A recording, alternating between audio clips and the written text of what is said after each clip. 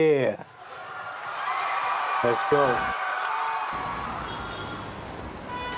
The Knicks Call Up episode 2, man. Oh, man, you now rocking with the most popular Knicks YouTube channel on the net. Hi, I'm the Carlos objective Lopez, Knicks and fan. this is Lisa Ripley. Hold on. Welcome to our Granite Showroom.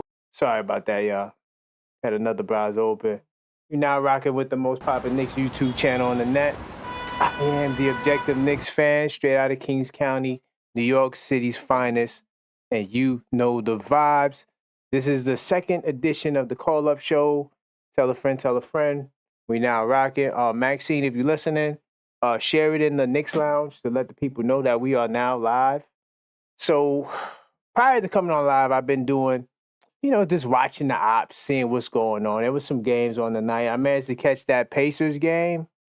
It was the Pacers and the Sixers. And boy, was that the battle of the battered? Joel Embiid, this is like the second game of the big three, right? With George, Maxey, Embiid, and Embiid got hit in the face. Bam, and he got taken out the game and didn't come back. So I don't know what happened because I was listening to the Pacers broadcast. So I don't know what happened. I have no clue. But I'm gonna say this. The Sixers, they just got bad juju, man. They got bad juju. And then at one point, because they had Drummond playing most of the second half, then they went with Paul George and Oubre as the 4 and 5.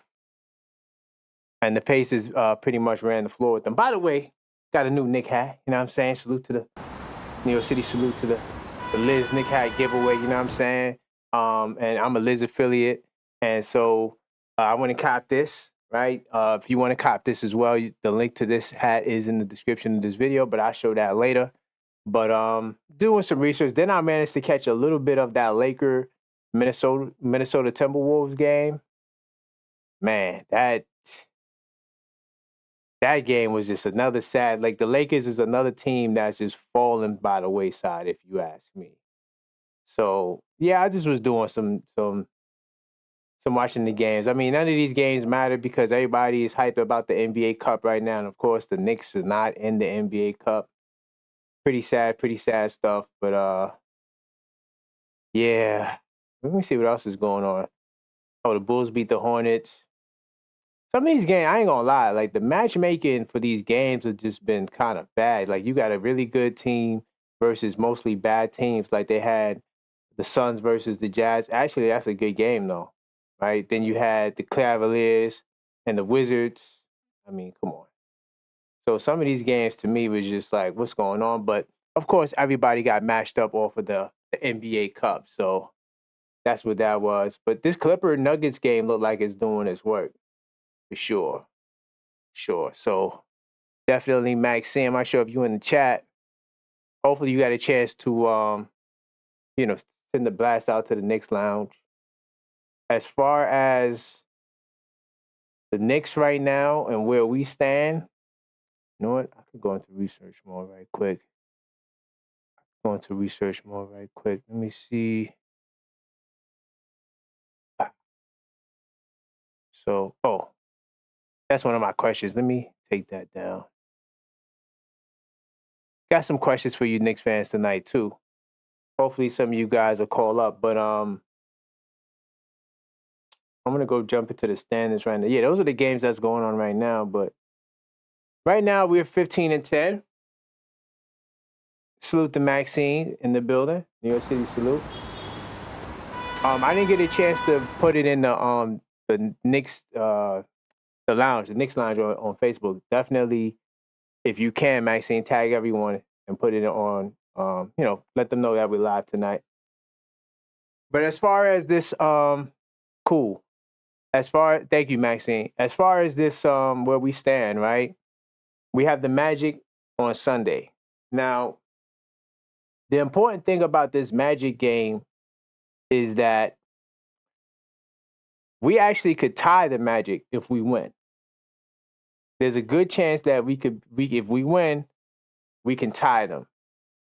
the big question is, can we win the game? The Orlando Magic is 10-0 at home. They are 10-0 at home. Now, I know you're going to say they don't got their big guys. You know, Paolo Banchero, Franz Wagner, their two best players are out.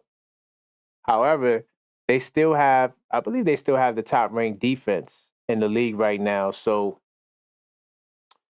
that's going to be a fight, y'all. Them guys are not going out easy. I saw the last game they had. Well, I saw the Bucks game when they got eliminated, but there was a game prior to that one where they fought hard at home too. I'm trying to remember who they played. Hold on, let me see if I can pull it up right quick. I've been watching a lot of Orlando, and the Suns. Yep, I saw the Suns game, and this was a good game too. This was a good game, and they managed to win this game. So they're a team that have a lot of grit, and they're a team that, even though they lost their two best players, they still play really good defense, right? And let me see if I could jump into it right now. I was going to pull up their basketball reference right quick just to see exactly if they're still number 3 in defensive rating. I'm pretty sure they are. They do a really good job defending. So waiting for my other browser to load up. But meanwhile, this is the call-up show, 646-995-8389. I do have somebody I'm supposed to be calling in a second. I have a Net fan. Oh boy, that should be pretty interesting. My good friend of mine, he's a Net fan. I told him I was going to call him, so I'm going to call him in a second. But before I call him, and before you guys start calling as well, so I got all these windows popping up. I just want to check their basketball reference right quick. Let me see. Orlando Magic.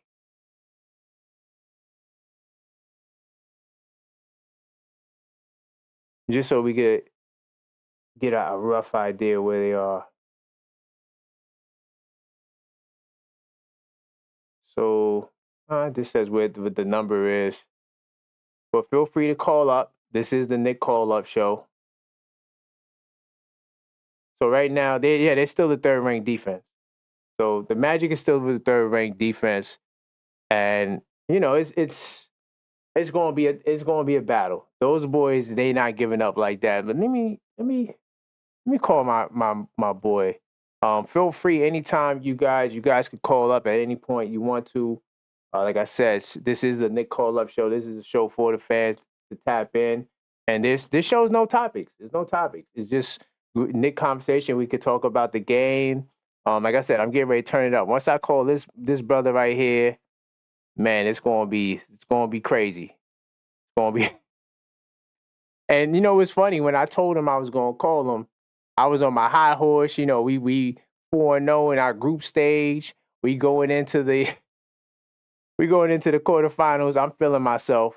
I say, yo, man, come on my show, man. Knicks call up. Let's chop it up with me. I know you're not a Knicks fan. And he was like, all right, he'll come up, talk with me for a little bit. So I'm getting ready to call him. His name is Will.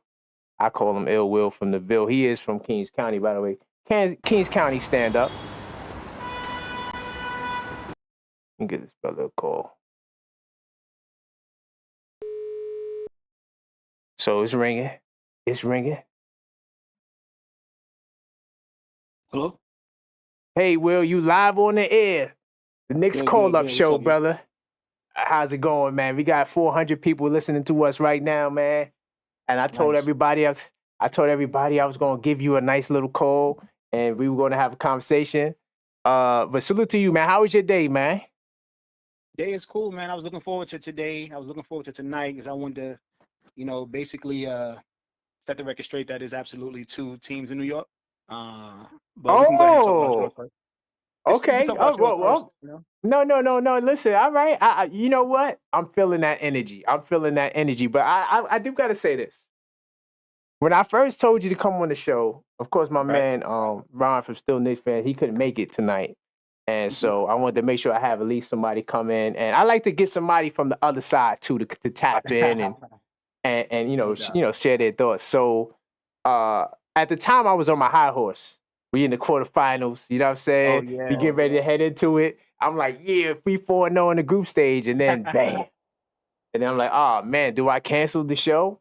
So Nah. I'm Yeah. of course I knew you was gonna say that. Of course not. So I was like, all right, cool. I'm gonna still rock out because definitely gotta show up for my peoples. So that was my alarm. But anyway, so before we get into this, right, this discussion, right? What you used to be a Knicks fan back in the day. You used to I be a Knicks mean, fan back in the day. What happened? way back in the day. We're talking. Uh, Damn, when was that? That was like 2000. That was when Okay, I think that was the end of the Patrick Ewing era. So when that ended, right. I pretty much walked away at that time. I just didn't see a lot of good in the future after doing that, and it turns out I was right. So you so you felt as though the Ewing trade was like a curse I or mean, like no, a omen of something bad to come. right. Nah, it turns out that was the case. I mean, we talking back then. It's like I don't know. It just felt like okay, he pretty much carried us through the '90s. You know what I mean? It was pretty much him and helpers. And then when he Mm. gets old, it's like you don't let the man sit on the bench and retire, but you let Herb Williams do it, and that was his backup. So it kind of left a bad Mm. taste in my mouth. It's like, how do you allow this dude to put on a Supersonics uniform or Orlando Magic uniform? I think they did him dirty. So I was just, I was already frustrated with the losing and didn't see us, pretty much coming back to that level that we were. So I just, stepped away. But it was always you reminding me about what the Knicks were doing and how y'all were going to win a championship every year. So it's like I never left. Hey. Listen, I am the objective Knicks fan, and I admitted to the audience that there was a point in time where I kind of fell into the bug of, yeah, we gonna win, but that ended like definitely once Ewan left, and in between him and Melo, to me, honestly, that was a blur. That I mean, Okay. those were some very hard years. Then when Melo got there, we had the one year where we made it to the second round. And then Mm-hmm. after that, it was just been down, and if Right. especially when Phil got there. So okay, cool. So then you became a Knicks hater, I wouldn't I right? wouldn't say that. I wouldn't say that. I would say more of a realist, you know what I mean? Because I didn't jump on to the other team until they came across the water. Yeah, we definitely So it going. wasn't Oh like man, we definitely going to get to that. So okay, all right, cool, cool.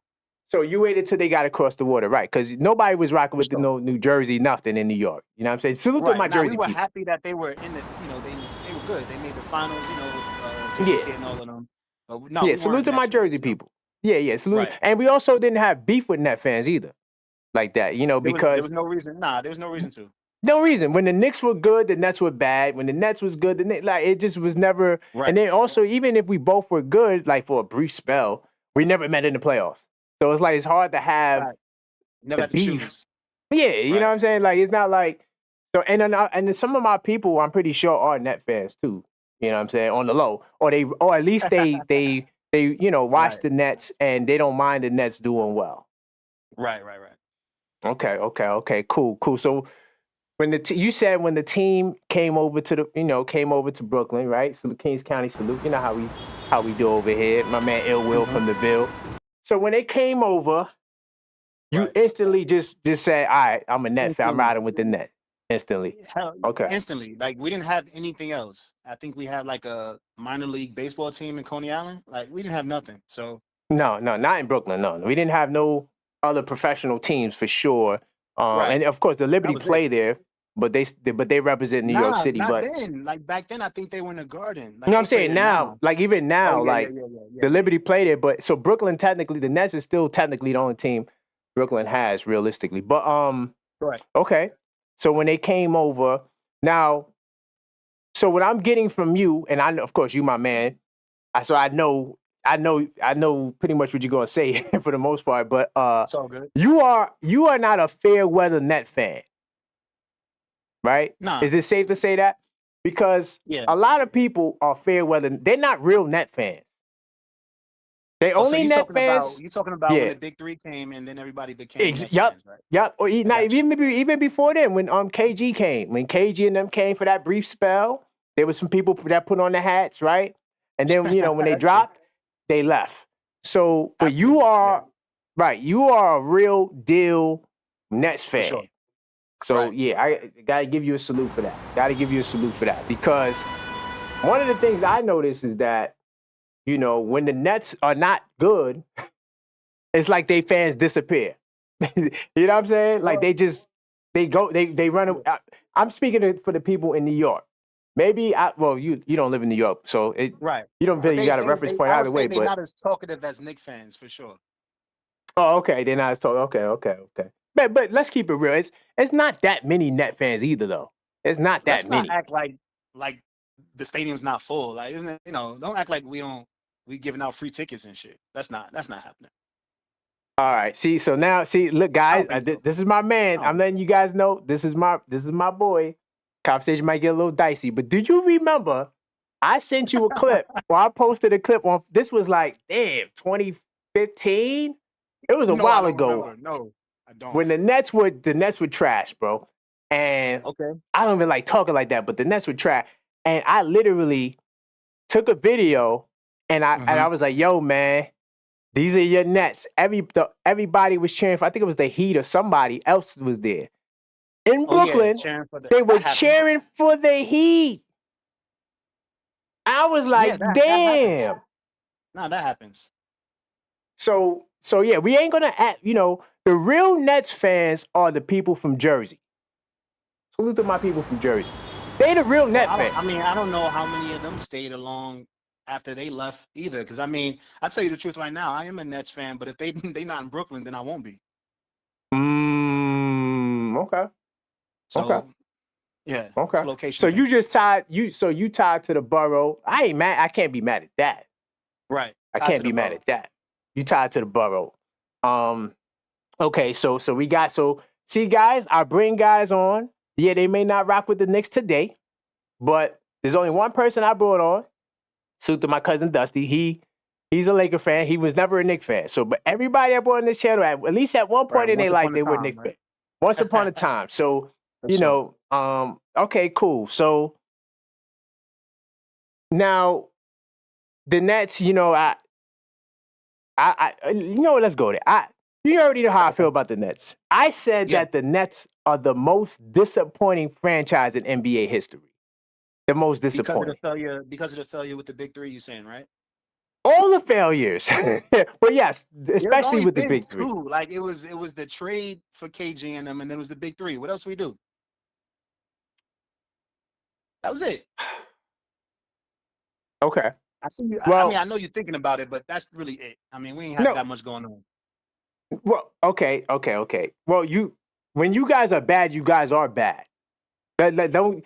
So I'm not saying every year, but you've had so many guys that are top 75. You had two top 75s in their prime. In recent memory. Knicks, we Yeah, got to go back. that's the big three issue. Yeah, for sure. But the thing is, Mm-hmm. let's not forget that us getting the big three started with us getting, KD and Irvin, and y'all were talking about getting those two. So that was a Knicks failure too. No, but come on, bro. When they chose Brooklyn over the Nets, that was an absolute Knicks L But too. But the Knicks we don't get nobody. We don't get stars that sign with us. Like, that's not what we do. but So, then go the ahead. Nets did. So that was kind of, you gotta take that L too. By the way, hold on real quickly. Salute to the chat. Salute to Immortal Cuts. New York City, salute to you. I'm on here. This is the Nick Call Up Show. I got my man Ill Will from the Ville, former Knick fan. He's a Net fan. It's my brother. We might get a little dicey, but at the end of the day, that's my brother. So it's all good. If you guys want to join the conversation, 646-995-8389. So the Knicks, we were never, ever like favored to win the championship. Yes, with the big three, you guys were picked to win the championship. We've never had that push, right? From old media. Like even today, like we got a good team. Are we the best team? No, but we still get a lot of flack, more so than we get, the push, right? So That's true. I'm glad I'm glad that you agree with me on that. Okay, this call might be a better call. This call might flow better Nah, than it I won't be a lot thought. of that. That's true. That's it. It Okay, won't that's be too true. much. Okay. Yeah. All right, cool. So let's set it off like this. So where do you see the Knicks ranked? Right now, Like where do you have the Knicks ranked right now? I think they right where they gonna be. Like we about 25, 30 in, right? So Yeah. I think, yeah. So I think where they are 4 or 5, they're gonna be playing for the 4th or 5th seed. Right now, I know that the big two ahead of them, but then you got Orlando, and Orlando doesn't even have their best player, and Orlando's ahead of them. So things like that is like, I think the Knicks are wasting these games while Orlando don't have their best player, and Well, go ahead. they should be Let you finish. they should be 3rd or 2nd in the East, and they're not. Now, the Cleveland Cavaliers, they definitely have overperformed. I had For them as a sure. 4th seed. I had them as a 4th seed coming into the season. Mm-hmm. And I'm still not a believer in the Cavaliers. I do think that head up in the 7-game series, I think they're food. I think that we definitely will beat them. After Yeah, I do, after you but saw the Hawks game, you think that the Cavs are food. we could talk. Let's No, we I'm could just get to the saying, like, Hawks. we don't gotta go into the L right We could now. get But I'm to just we saying, could like, get to the after Hawks. seeing that, after The seeing that, Hawks. let's not. Yeah, go ahead. Look, that's okay. So I can't say it's one game because we did lose to them twice, but your styles make matchups. Like on this show, I said there's very few players I don't want to see. Mm-hmm. One of those guys is Kyrie Irving. That dude Okay. is a Knick killer. He hate Kyrie Irving when he sees the New York Knicks on the other side. He just goes. He's a Terminator. It don't matter if Luka's not there. Luka's there. It don't matter, right? I don't want to ever see Kyrie Irving in no series, no NBA, not even an NBA Cup championship. Okay. Okay. And honestly, Trae Young is another dude. Though I do think we're a better team than Atlanta, but he's another dude that, listen, we kill him in a regular, like, if that was a regular season game with nothing, like, attached to it, we probably would have smacked them. But the fact of the matter, it technically is a regular season game. but it was Also, quarterfinals, man. These guys are trying to win NBA Cup championships. Let's keep it real. you think so? I think he's trying to beat New York. I think he enjoys. No, he doesn't. Because him. He doesn't beat it. He's 7-14 against the Knicks in the regular season. We're not gonna act like he's always beating the Knicks. But, I mean, come on now. That's total games. I'm talking about when he comes to the Garden. He got a little, even when he comes Reggie to the Miller Garden, going. he don't win like that. He gets his He got a butt little whooped. Reggie Miller going. He eliminated y'all in the playoffs, and then One he just time. eliminated That was one series, though. But he just But now it's that series and the cup. Okay. So it's like he's adding on to it. It's not like he's 35 years old. He ain't that old. No, I hear what you're saying, but I think they're overestimating Trae like that. I think think that because Trae's not beating, like last year we beat the Hawks either 3-0 or 3-1. I'm not sure if we played them 4. I know we beat them 3 games last year, right? So I ain't wanna like sidetrack too much on that. I'm just saying, like, the level of team the Hawks are, and then you said that you thought that the Cavs would be fooled in a 7-game series, and yes, the Cavs will be fooled. Crazy because I think go ahead. I think Donovan is a better player than somebody I can't even handle. He's bigger, and I think he's a better player than Trae. So he has a better team. So why would you think that the Knicks will just handle that much better? Okay, because the same reason that you just told me about what Trae does to the Knicks, we do to Cleveland. We did the same thing to them. Okay, so don't forget that you just have a history where you own them. Yeah, we own them. We've been beating them every year. We've been beating. The Knicks don't own nobody historically. You know what I mean? Like, no, we own the Cavs historically. That's one team we own historically is the Cavs. All right. You want to go back to the 90s? I don't think. Right. You won't have to worry about them in the first round, so we ain't got to worry. I want to see them. I hope. This is what I hope. They could have the 2nd seed, right?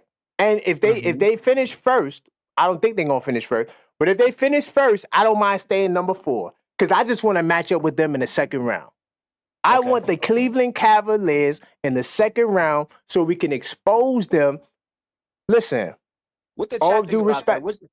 All other Knicks fans want that too? Like, I don't know. Let me see. They want smoke like Knicks that. 100 says they beat us twice this year. We are not the better team. Oh, salute the Knicks 100. Oh, okay. Salute to you. They got some objective fans in the crowd. I appreciate that. I do think we're a better team than the Hawks. I don't think that because look, we could pull it up. I'm in research mode. You can't see it, but they could see it. I'm in research mode, right? Let's pull up the Cavs, right?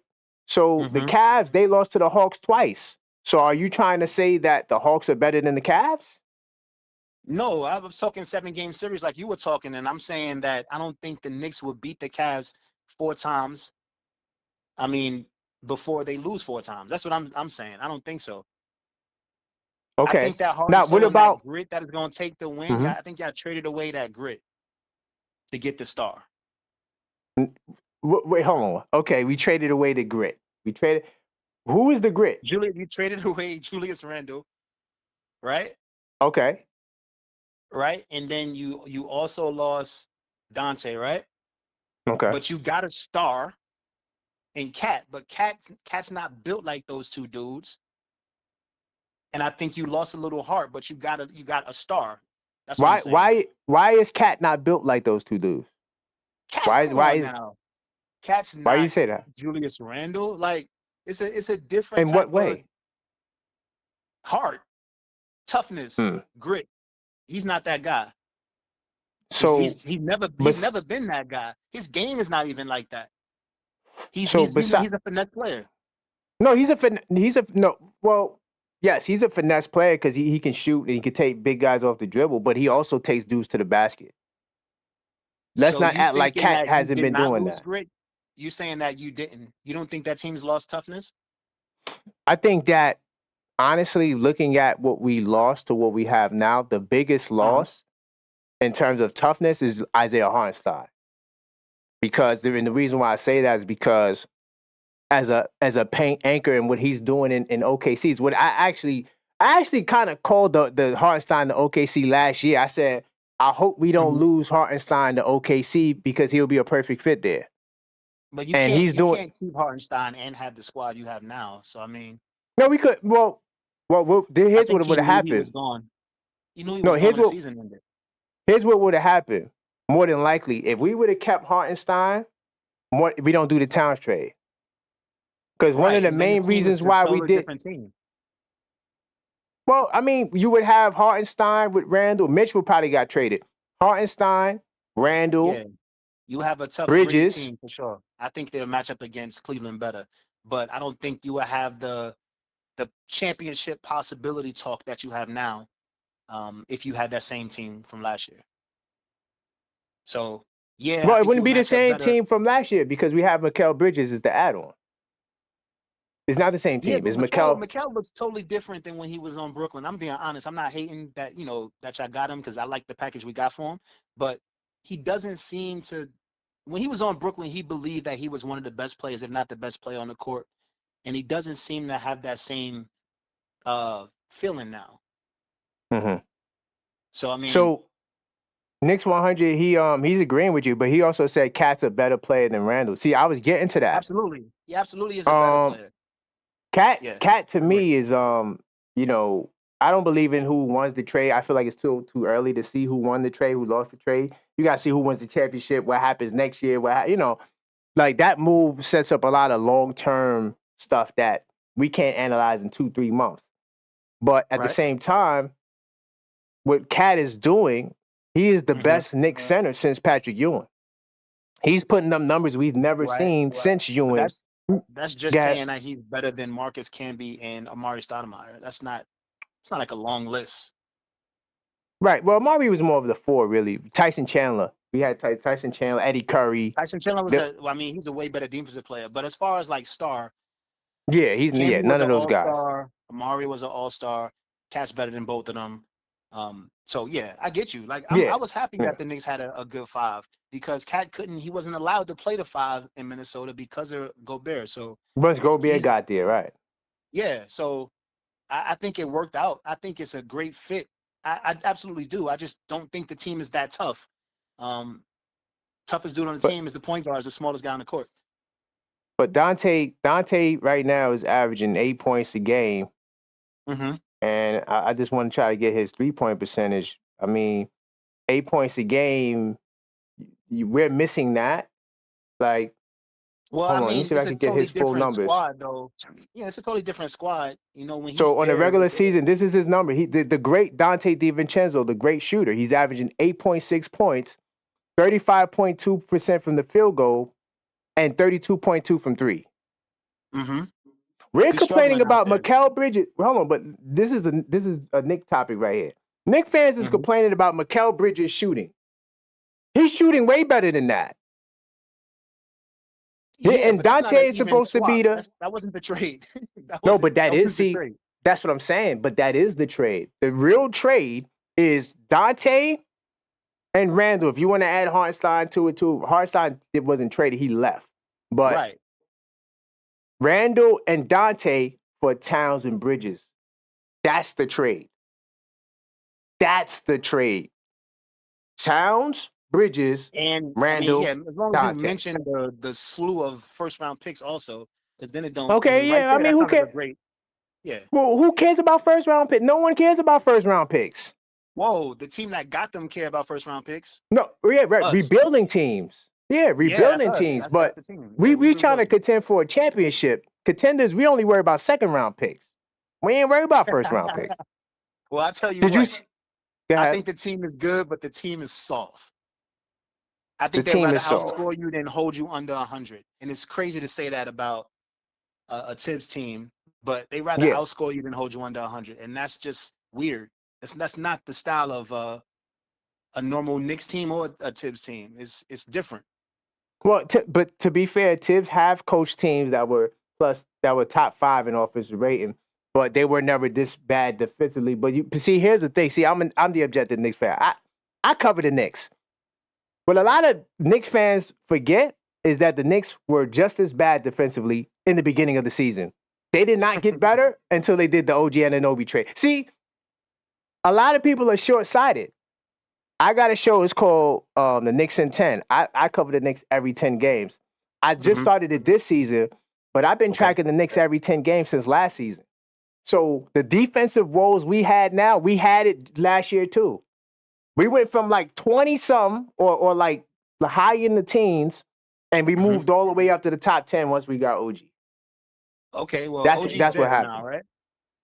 I'm gonna tell you. I'm gonna tell now. you the difference. I'm gonna tell you what the difference is between this year's team and last year's team.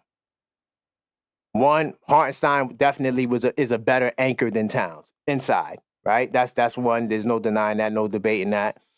Two, Precious Achiuwa got a lot more time at the 4. He even started some games at the 4. Right? But of course, in the playoffs, OG Anunoby and Hart, they would have 3-4.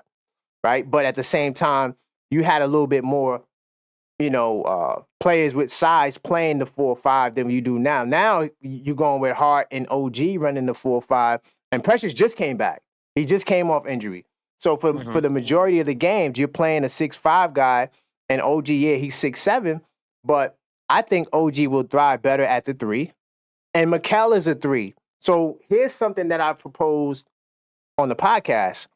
I think that if we're going to change the starting lineup, we should consider going with Mikal off the bench and put put OG at the 3, Josh Hart at the 2, and let OG guard the tough covers. What do you think about that? I don't think it's a bad idea. I don't think Mikal would trip. Like, I don't think he'll be in the news about it. And you didn't really give up any players for him, so it's not like, oh, we gave up such and such. You gave up the future right. Picks, which you really don't care about. So I think it's a good situation if Mikal, which I think he will be, is okay with it. And besides, when you get to the playoffs, all those dudes are playing over 35 minutes, so it don't matter if you start he could get his minutes. He could get it. I'm just saying, like, so, because here's the problem, right? When we look at Mikal Bridges' defensive rating is pretty low. is lower than anticipated. But what people don't understand about defensive rating is that it doesn't account for tough matchups. He's guarding Trae Young, right? He's guarding Luka. Every tough guard that's out there from 1 to 3, that's his assignment. And also he's playing a lot of minutes too. That's another elephant in the room nobody wants to really address. You playing 20 minutes straight, guarding the best player on the other side. That's Tibbs though. I don't want to take a shot at my man. That's how he Tibbs, coaches. That's how he coaches. So the guy's gonna your special skill, your best skill on this team is perimeter defender. Guess what? You're gonna guard the best perimeter player on the other team the whole time you're in the game. So salute to the chat. We got Immortal Cuss. He says, for all the rebound Cats gets, the Hawks killed us on the boards. I agree with the caller. Let me talk about that Immortal Cuss right quick. The reason why the Hawks killed us on the boards is very simple. Put 2 big men on the floor. See, this is my thing with the small lineup. I don't mind the lineup staying the same, but when you going up against size, and these guys made adjustments, and they clearly made their top priority to crash the offensive glass. And these guys are 6'9", 6'8". They don't got nobody smaller than 6'6", except Trae, of course. But on the bench, all those guys are like 6'6", 6'7", 6'8", 6'9". They all tall guys, long, athletic, jumping out the gym. What he should have did was play Towns with Precious, plays Precious with Sims, because Ariel got hurt. Another young big guy that I'm not sure if you know who he is. He got hurt because they sent him to the G League. He sprained his ankle, so that's why he wasn't available for the Hawks game. And I'm like, bro, put size on the floor. They killing us on the glass. You gotta get him off the glass, because Josh Hart, as great of a rebounder he is, he's only 6'5", right? He's only 6'5". So part of the adjustment is that he wants to play 5-out basketball, so we sticking to our guns, but we're not Boston. We're trying to be like Boston. We're not like Boston, bro. We're not like Boston. But nobody is fairly, to be fair. Nobody is Boston. But that's what we modeled our team after. OG and Bridges, Brown and Tatum. The difference between us and... Stop right there. You can just stop right there. No. See that it's not the same. Right. Okay. But Brunson to me is better than their guards. You know what I'm saying? It's just that the only X factor they have is defense. Yeah, and no, not just two, is just that they all 4 of them play great defense. Correct. That's the difference. But like Jalen Brunson, 6'10". He like 6'9", but he plays on the outside. He don't play like a big man though. He doesn't. He still got length, and I'm talking about perimeter defense. If you're trying to mimic what Boston does. But you got to understand, like, I'm not even talking about before Porzingis comes back. So without Porzingis, just with what's the old guy KP's name? there. He's there. He's back. He's back. No. I'm just saying, like, without him, because unless you want to compare Porzingis and Cat, but I'm just saying defensively, Porzingis and Cat, they're both non-factors. But what's his name? No. I disagree, because Cat actually, I feel like can keep up. Defender. No. I'm saying on the perimeter, when KP runs that little action on the perimeter, I think Towns can stick better with him than, a traditional in the paint 5. You see what I'm saying? I think that Towns, he's better suited on the perimeter defensively for KP, even though more than likely it's going to be a screen anyway. So it's going to be a screen and a switch or something that, you know what I'm saying? It ain't going to be a straight up, KP dribbling on the perimeter either. But I just feel like... I was thinking of Horford. Yeah, I was thinking of Horford. So Horford is fooled. He's fooled. Yeah. You know what? No, but Horford... He's straight for what they need him to do. He's not getting no shots. And they protect him. And they protect him. Yeah. He's like, if he blows past us, foul or contest, and he's excellent at that, because that's probably all he can do now. But he's out of the way on offense. He stands in the corner. You know what I mean? And if they crash on the driver, then he's out there open threes and he's knocking them down. So real quickly, Knicks 100. Salute to you, my brother. I'm not under the impression that Mitch should start. That's one. I want to start Precious. That's who I always wanted to start. I want Towns, Precious, OG, Hart, Brunson. That's the 5 I want. At first it was Bridges, but the reason why I can't put Josh Hart on the bench is because he controls the flow of the offense. The reason why the offense was number 1 is because of Josh Hart. If Josh Hart is not starting to go with Brunson to take the pressure off Brunson, they guarding Brunson 94 feet. Sometimes Josh Hart takes the ball and he can make plays for others. He's the only other player in the starting lineup that can do that. Mikal Bridges do not make plays for others. He makes plays for himself, right? OG makes plays for himself. But a lot of the times OG has people making plays for him. You know what I'm saying? So you need Hart to facilitate the offense, kind of like a Josh Giddey. But if you can look up the numbers of what they look like when they have two bigs on the floor, I'm guessing it has to be a coaching reason. I'm guessing no, we don't have those numbers. It never happened. It never happened. We don't got those numbers. Towns has played 100% of time at 5. We've never seen him at the 4. Okay, well, I mean, I'm looking at the team and I'm saying that 5 you just suggested, I don't see them being great offensively.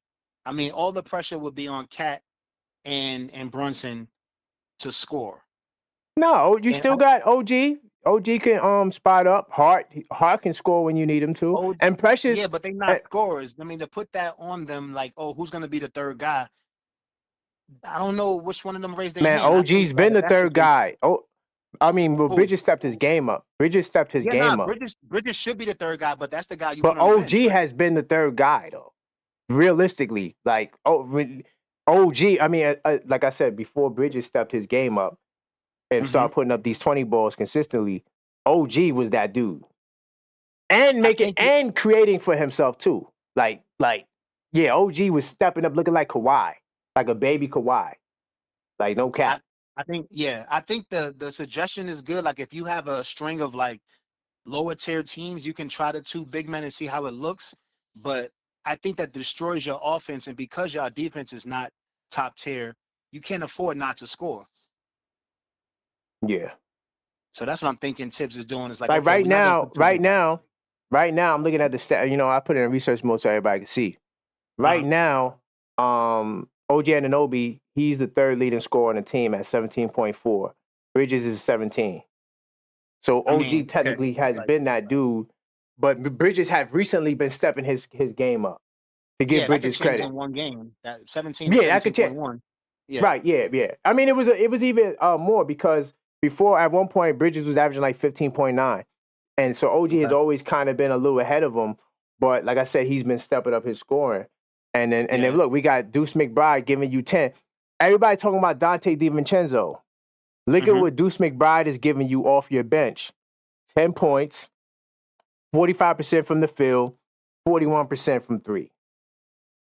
Yeah, I'm just what Dante did when he got the minutes on that team. I'm just saying. Yeah, and then you got Campaign. Then you got Campaign as well, who's averaging 8. He's shooting 43% from the field, but 42% from 3. In 19 games. So yeah, we ain't missing Dante. What I was talking about wasn't really. Sorry about that. I clicked on. No, I'm sorry. I clicked on the intro video by accident.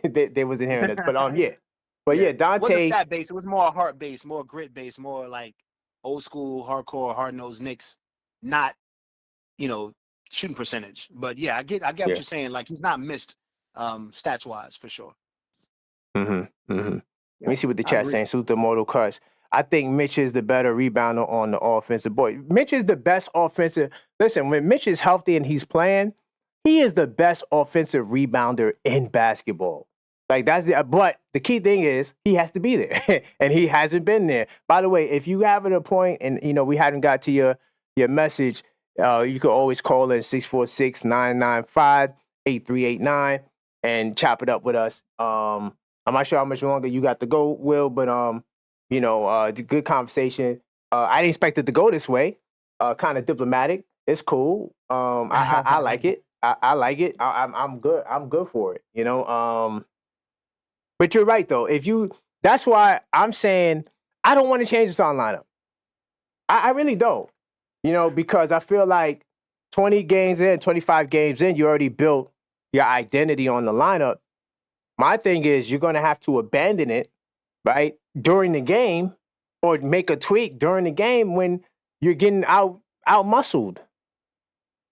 I We think don't that you're have gonna a have to find out yeah. something else. Like I think if you're gonna stick with the lineup, you're gonna get out Mm-hmm. muscled. So you got to figure out, okay, well we got two guards off the bench that are shooting over 40% from three. We need to shoot more threes. But we need to shoot more threes anyway, according to Tibbs, because Tibbs wants us to shoot 43s a game. Right now we're at 36. Yeah, but that's what you got to do if you're not getting rebounds. If you're not getting rebounds and you're shooting 4 or 5 more threes and you're making 2 or 3 more threes a game, Exactly. that can make up for those rebounds you're not getting. That's what Tip's talking about, Exactly. and that's good coaching. But you got to actually do it. And Exactly. what's the reason why it's not happening? Because that's one extra three, a I'm gonna quarter. tell you, we're not the Celtics. Like the Celtics are not a great rebounding team either. Nor do they care to be a great rebounding team. Their Because they don't have goal, to. They shoot 85 threes a game. That's the thing. It's they been want done to take before. 53s a game. That's their goal. That's what I'm saying. It's 53s. ridiculous. It's like that's what they saw Houston do back when, but Houston didn't have it figured out. Houston was just like No. shoot threes, whoever shoot threes. But now you got Yeah. two stars shooting threes, two very good guards that can play both ways shooting threes. Your center shoots threes, the backup Mm-hmm. center shoots threes. It's Everybody shoot that's threes. that's what I'm saying. Like everybody doesn't have that team, but if you're gonna Nope. play Yeah. like that, Yeah. you're gonna have to shoot them things. So I know you're not a Knicks fan, but so we're gonna have to come off Mitchell Robinson to get guys that can fit into that model. If that's our goal, then we gotta come off everybody who's not that. Like try Well, to I get mean, a Nas Reed in there. You know what I'm saying? Or Bobby Portis. but then you even smaller. I don't think that's the solution. I think you keep the squad you got, and when Cat comes out and Mitchell's in, and you don't have that 3-point option on your center for 20 minutes a game or so, um, that's just what you're gonna have to do. Now, Hmm. if Mitchell is gonna be playing 20 minutes, then him and Cat gonna be on the floor at the same time, and then you got your two bigs. Then you get some numbers and say, okay, what do we look like when those two bigs are on the floor? And if it's But looking that's what good, I want. That's what I want. yeah, if it's looking good, then you continue doing it. If it's Off the destroying bench something, then you though. don't do it no more. Yeah, Hmm? off the bench. I want that off the bench. Like Mitch come in, then you put them together just to give them a different look. Because like right now, when we talk about the Celtics, right? They second in offensive rating. I'll put it so the crowd can see it. They Hmm. second in offensive rating, right? And eighth in defensive rating. Last year they were top 5 in offensive rating and defensive rating. So Right. you don't just simply say, "Oh yeah, we want to be the Celtics," and think that you could just put out a team that don't have all the ingredients and you're gonna get that. So I was never a fan. I'm not gonna lie, and like I said, a lot of my people know this. I was never a fan of the Towns trade. I really wasn't. I was like, yo, to me, Randall was a better power forward than Towns is. But they bought him at the center. That's a whole different ball game because Towns at the 5 is a whole different monster. But at the 4, you might as well keep Randall, And so, but the talk was, oh, we want to play 5-out basketball. So Hmm. I'm always looking at the Celtics and I'm like, these numbers are just not looking the same, man. Like it just It's not the same team. I don't even think that's a fair comparison. There's a lot of teams that build just like, oh, we can be the Celtics. Houston is built the same way. They ain't the Celtics either. So it's like, uh, I don't think the Knicks should try to beat them. Like you already got your squad. Yes, you're gonna have pretty much 4 guards, just like they got 4 guards. And you're gonna have a center that can, like stretch the court. Okay, cool. But yeah, other than that, don't act like you're them or trying to be them. Figure out what works for yeah, y'all, because the Celtics don't adjust for nobody. Like they play facts. their game. It don't matter who they playing. They could be playing the Wizards. You know what I mean? And Yeah. then they going to play one of the best teams that they play the same way. So They, y'all it's should just, figure out but what works what for they y'all. do on what they do on the defensive end is just not even fair. Like they'll miss 5 threes in a row, Mm-hmm. They can do but you're that. not gonna score either. Yeah, they can afford to Like do it. it's Every team can. crazy. Like they'll miss 5 threes in a row, and they'll come back and jack up the 6. Like it's like no Yeah. filter. Real quickly, Knicks 100. He said he tried to tell me that I was sleeping on iHeart's worth. Let me address that. Mm-hmm. What happened with iHeart? I'm not going to act like I didn't want iHeart back, right? However, the man made a choice, right? I was talking about the bag because I felt like he got a 3-year 89. It really was a 2-year 58 because they're not gonna. That last year is a player option, and in that same year they got Jalen Williams and Chet. So how do you think they're gonna give him $30 million and then give Chet and thing all that money, right? So I said that I felt like he took a 2-year deal over because he could have got the 4-year 72 guaranteed. They would have guaranteed him the 4-year 72. I don't think that there would have been even a debate on making that last year option. So I never said I didn't want to keep Hartenstein, but he didn't want to be a Knick. And then he was throwing subs and throwing shade in his commentary and, saying different things about, oh, I never played with a team like that. So he didn't want to be a Knick. So I'm not going to be bigging the dude up like that. And also, he was only averaging 8 and 8. That's not numbers that we're going to miss. Yes, on the defensive end, on the interior, he was looking good. But if Mitch was healthy, and let's say Mitch was starting, I think Mitch would have did some of the same things on the defensive end. So to say that, without Hartenstein, we're missing him, or I'm supposed to cry over that. I'm not crying over Isaiah Hartenstein's 8 and 8. He's looking good with OKC. Good for him over there. Salute to Isaiah Hartenstein. Oh, my soundboard got clicked off. See, I'm not even trying to show no hate. Hold on, I'm gonna get my soundboard back. Right? Salute, see? Giving them a salute. You can't hear the sounds good, but I gave him a salute. You know what I'm saying? But, I'm not going to act like he's an all-star. And I'm happy with Towns. Like, if I had to make a choice, who do you want at the 5? Towns of Hartenstein? I'm going with Towns. I'm sorry. Well, that's not a hard choice. That's not a hard choice. But defensively, it's not Karl Anthony Towns' fault either. Like, solely. It's some people try to take shots at Brunson, too. It's funny how to see, people start turning on people. Like, when things ain't going right, they turn this way, they turn that way, and then, Jalen Brunson, right? But it's definitely, I feel like these guys are out of position. I'm going to keep it real. I think Bridges would be better at the 3. I think OG is playing well at the 4, but I think he would be better at the 3 as well. And I think that Josh Hart, you can't take him off. It's a quagmire. You know what it's like, Will? It's like if, you have... It's like you a kid, right? Mm-hmm. And your mama say, don't go to the 4th floor. There's angry, bad people there, right? Okay. But then you go to the 4th floor and you see that it's not bad and you actually like it. You can't unsee what you saw on that 4th floor. And I'm using that analogy for Josh Hart. So what's the Josh 4th Hart floor? looks good. Josh Hart's the 4th floor? Josh Hart is the 4th. You cannot take him out the starting lineup. I'm telling you, you can't. The offense, you think the offense is going to fall apart with Bridges on the bench? Take Josh Hart out and see what happens to the offense. I do think so. But I think Brunson is more the offense than Hart. I think Hart is an excellent compliment because he's been playing with the dude for years. But I do think that Brunson will get the offense going, and I don't think it'll be as much as a loss as you think.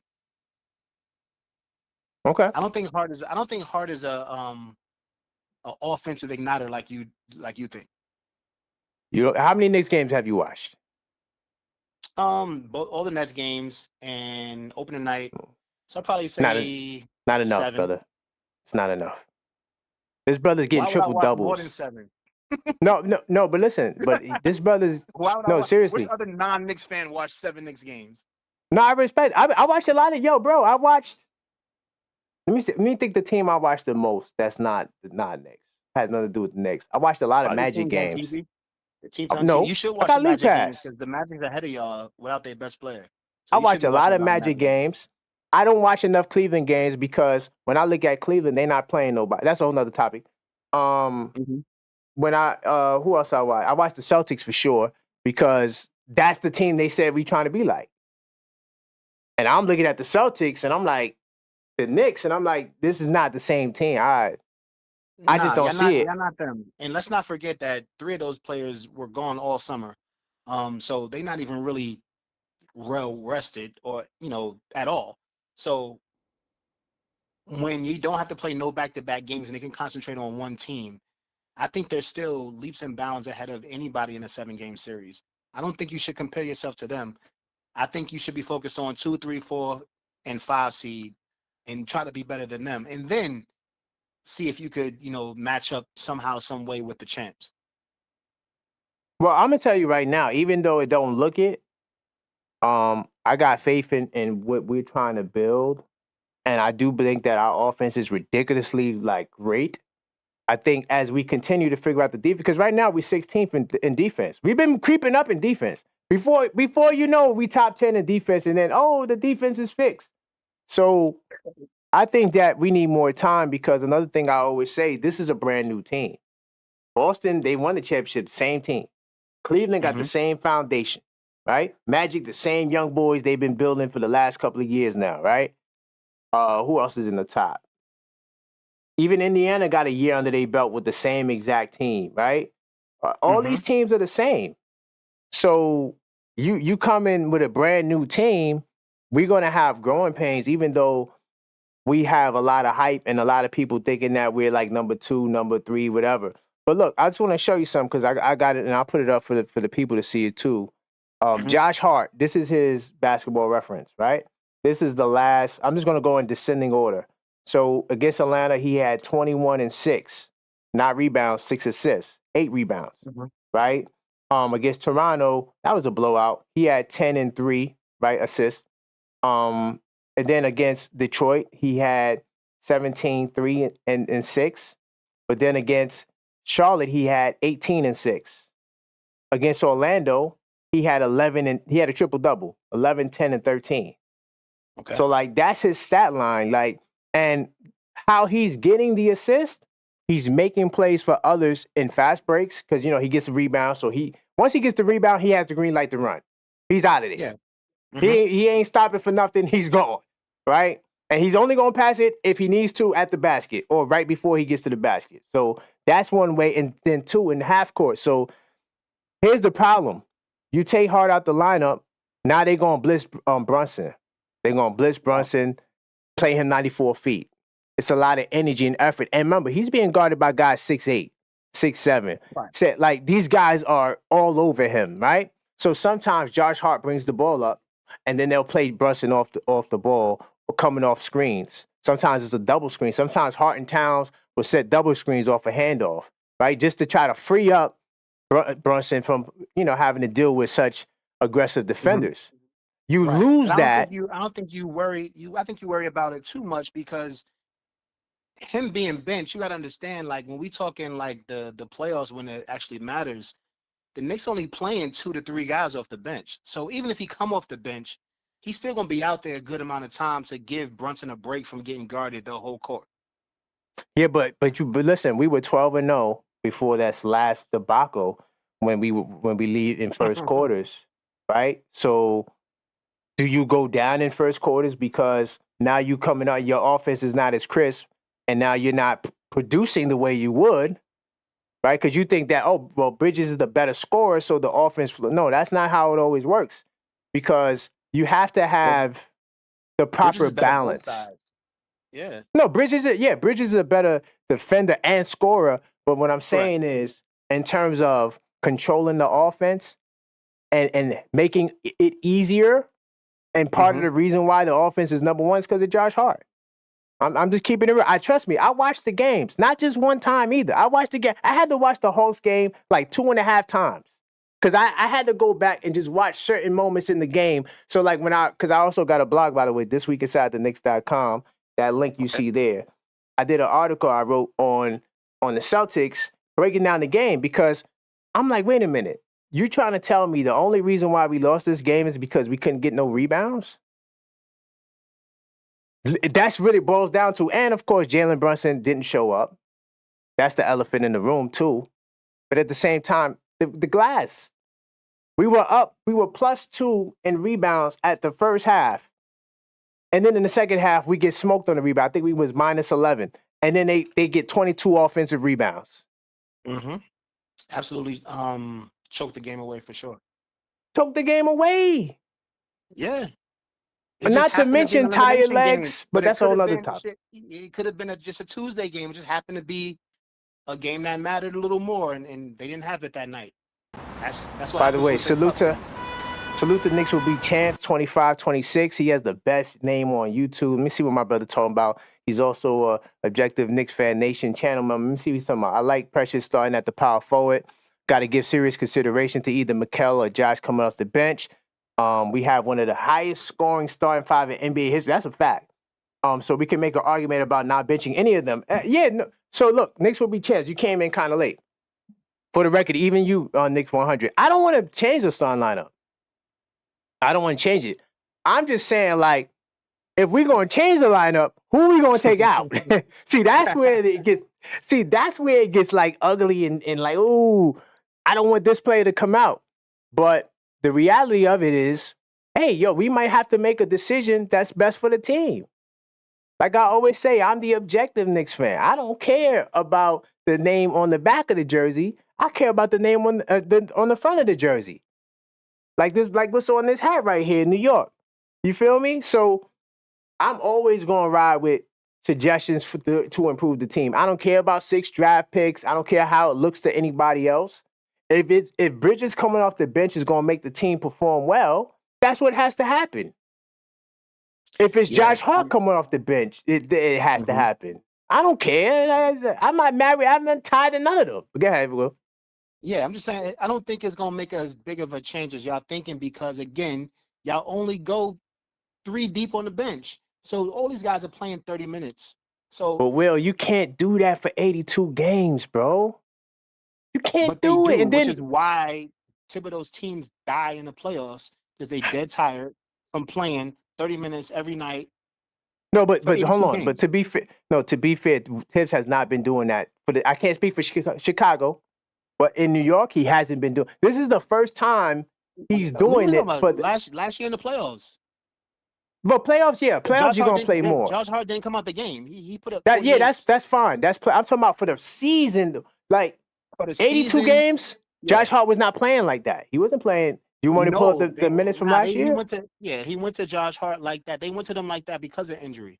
They had to play that many minutes. But what I'm saying that's postseason. That's fine. I'm talking about the regular season.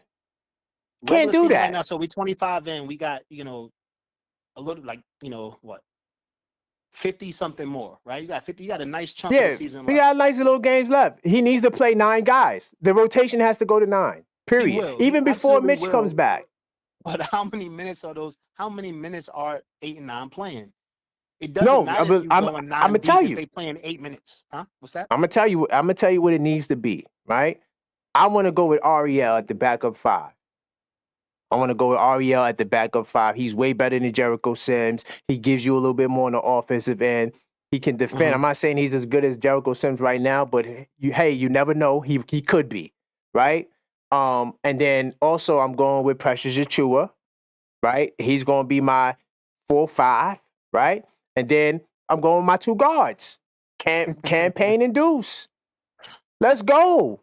You got to get these guys going, man. These guys are gassed. We're 4 and 6 in close games. 4 and 6 in close games. Why is that? These guys is gassed when they get to the fourth quarter. I'm looking at it. It's also the name on the front of the jersey. Oh, see, that's what the Nick hates. Hey, guys, to all the guys that was agreeing with this guy, remember, this is like, I don't want to say that, but this is like a guy who's really your enemy, but he's acting like your friend. This is what this guy is a Brooklyn Nets fan. By the way, oh my God, hold on. I got to give a big salute to still Knicks fans in the building. What's good, Still Knicks fans?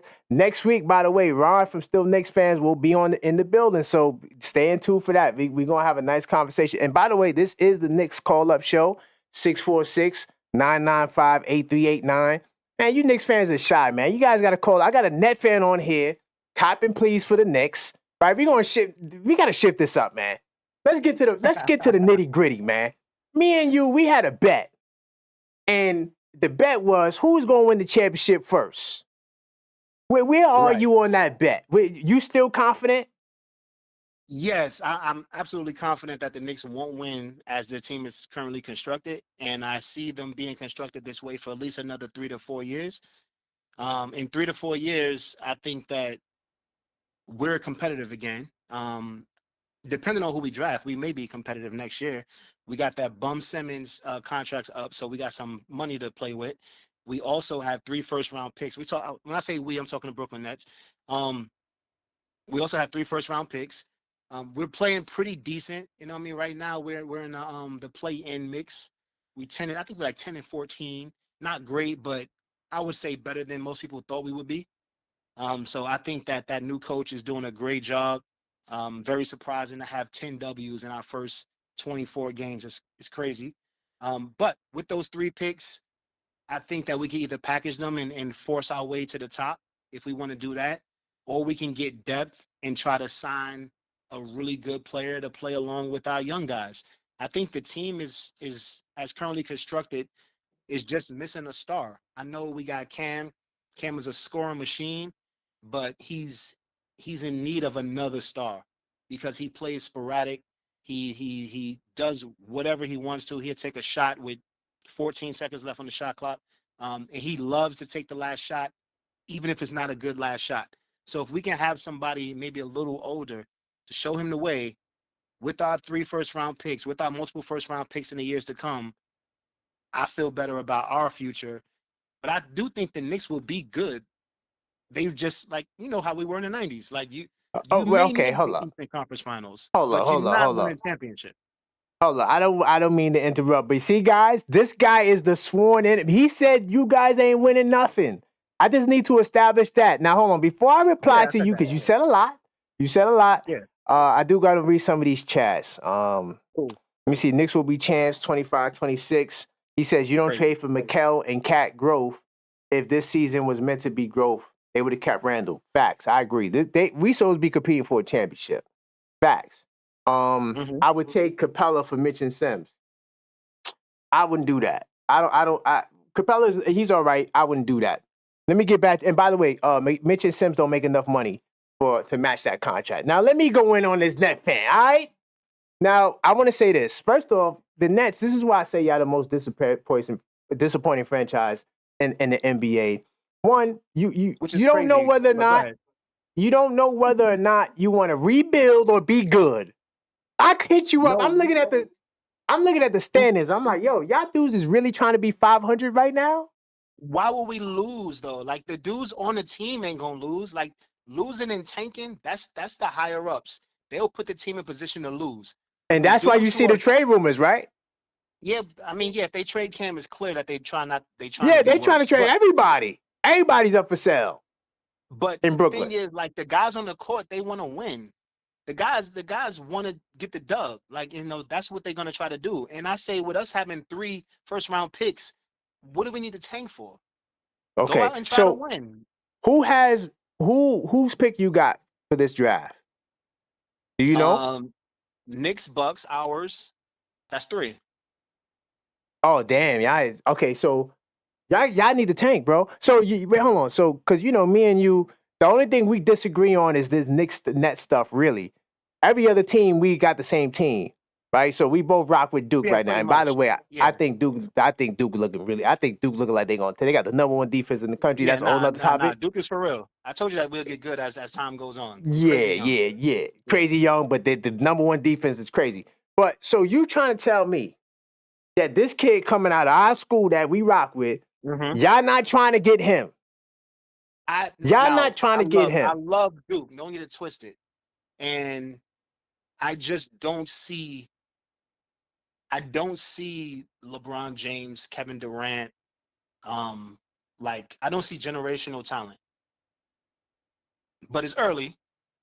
But I don't see trade all 3 of our first-round picks to get him.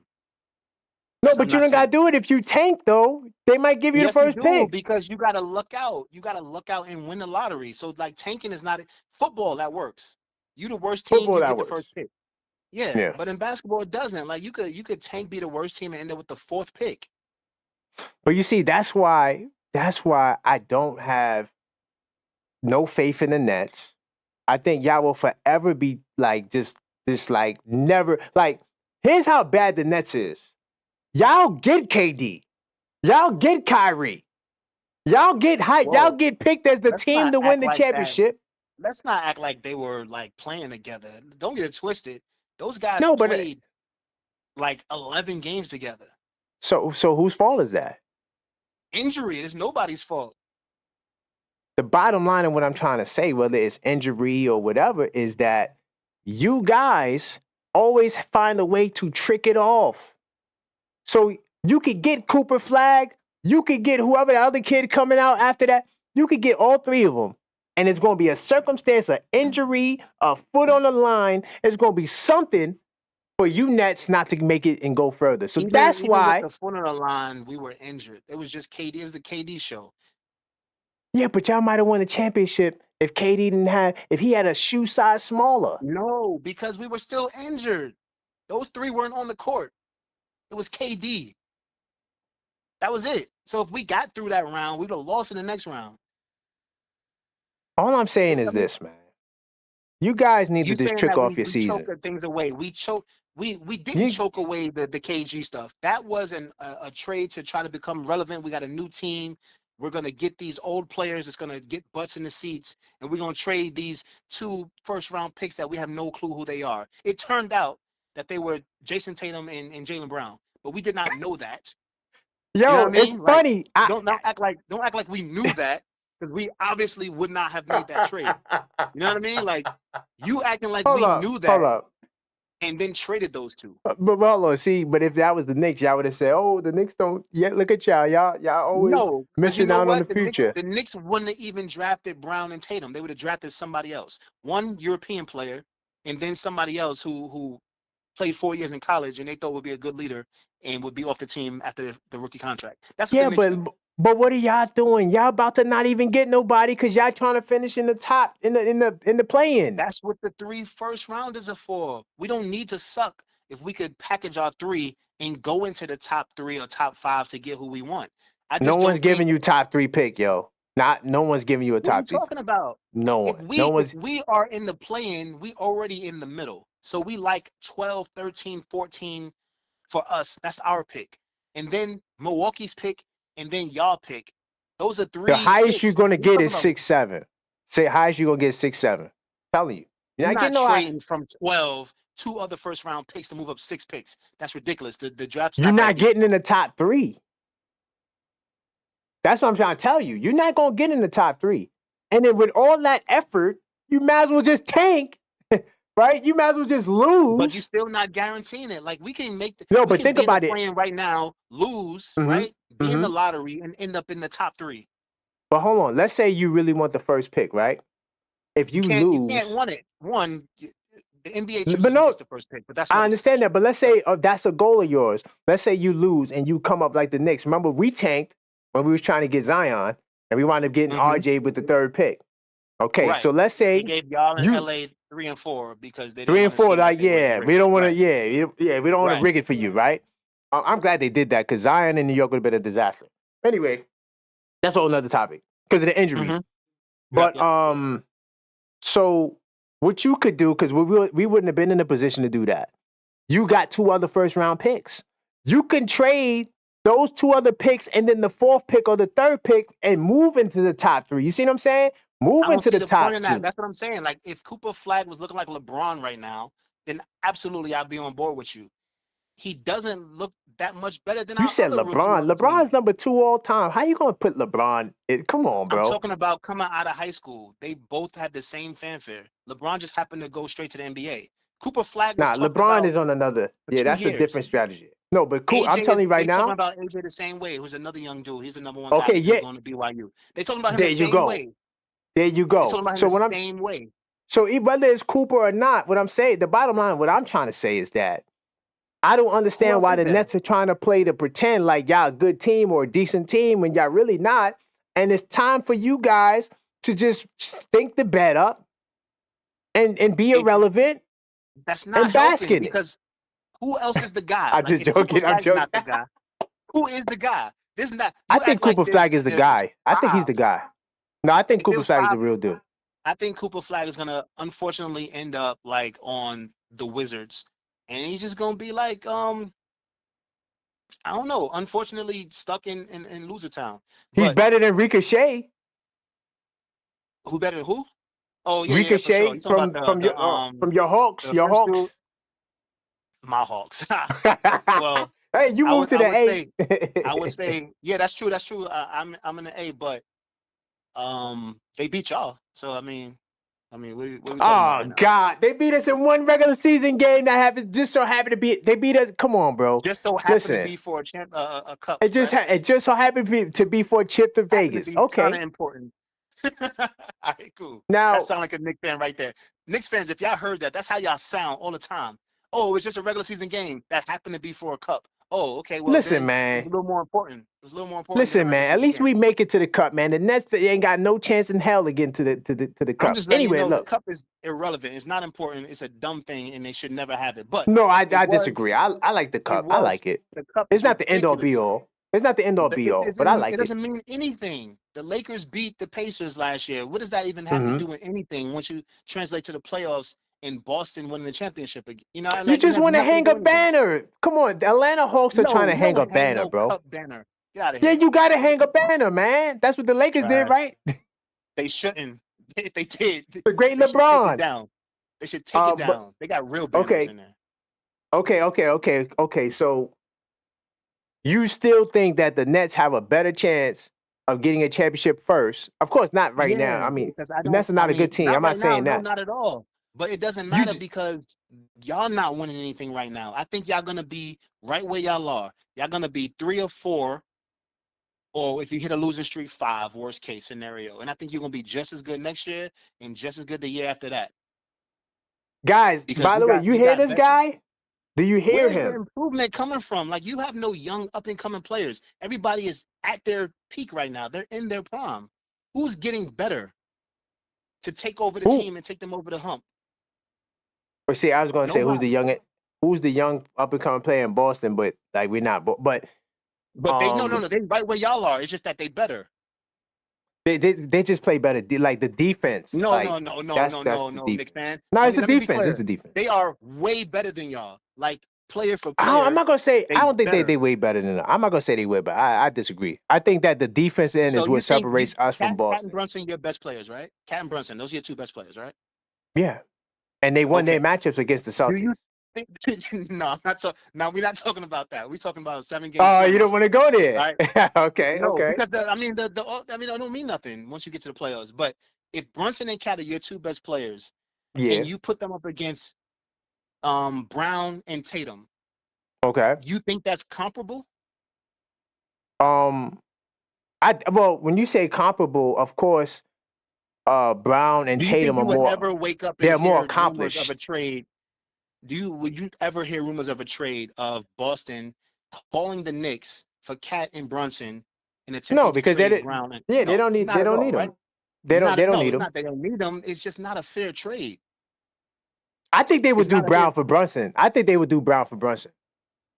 That's not a fair trade either. I think they would do it Like though.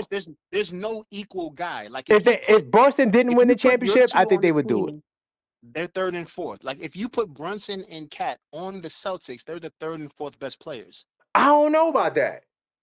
You're crazy. All right. Is your chat reacting at all? Hold Because on. You know why? You know I say that because the that's optics. crazy. Because Brunson gonna get his buckets, and Brown's gonna get less shots. So It's about how it looks. it's not the same. It's about how it It's not the looks. same. But let's move on from there because you can readdress that with the chat when you get a chance. But top 2 players comparison, take those. Would you trade those 2 for the other 2? You would not. Nobody would. But now No, you I'm take not those trading 2 Tatum off. and Brown. No, I'm not trading Tatum for No, not nobody. at all. Okay, well now we're gonna take away the 2 best players on each team, and we're gonna compare the teams. Oh, Do the Knicks have any shot? Dennis not too bad. I mean, KP is a problem. KP would be the problem. No, do you understand that KP would be the problem they for would still sure. make the playoffs? The No, they Celtics would definitely still would make make the playoffs. They definitely make the The playoffs. Knicks Nah, they got a would be good in the team. lottery. Nah, we be like the Nets. We be like the Nets. You are out of Mikal your mind. Bridges, Y'all 5 games better than us right now. Mikal Like you talking Bridges and about? OG Anunoby. It's Y'all like got the 10. Nets. Yeah, we got 10 dubs. Y'all got 15. With the team No, you what I'm got, saying is, I if you say take take Cat, your off, 2 best players off. Y'all making the playoffs. we'd You be like the bugging. Nets. We'd be like the Nets, struggling to make the play-in. And y'all still might not make the play-in because y'all You trying going to to do a tell me right trade. now that The taking Nets are Cat going to do a and trade. Brunson, Y'all You going through a carried trade. Brunson off the team. You talking about y'all only gonna be 5 wins shorter right now? Listen, man. Listen, hold on, man. Look. We got a net fan on the call right now. Do you hear this guy? And I can't I hope they believe some do. of you guys had the audacity, Knicks 100, to agree with this guy. Do you hear how he's talking about? Do you hear how I'm he not sees talking us about Knicks? y'all. I'm just saying the truth. I'm not talking about y'all. I was just trying to point out how leaps and bounds better Boston is. So I started with the top 2, and then I said, okay, let's take away the top 2 and look Listen, at the you don't get no teams. argument. You don't get no argument. Boston is the best team in the league. Right. Like that's not up for Okay. debate. That's not up for argument, right? Okay. However, when we get into our groove and as we roll along and we find the right lineup, whether it be whoever starts, whoever comes off the bench, I don't care. Right. I just want to win. You know what I'm saying? Like I feel you. Nah, I don't care. I feel you. Listen, they could start Pacome Dadier. You probably don't even know who that is. Pacome Nope. Dadier, right? They could start him and Tyler Kolek, and as long as we win, I don't care. You know what I'm saying? So once we figure it out, I do think that it's going to be smooth sailing or smoother sails, and I don't think Cleveland could beat us. Can I tell you why I don't think Cleveland could beat us in a 7-game series? Well, yeah, you said you own them historically, but go ahead. Not just that. Who is the Cleveland Cavaliers' go-to defender?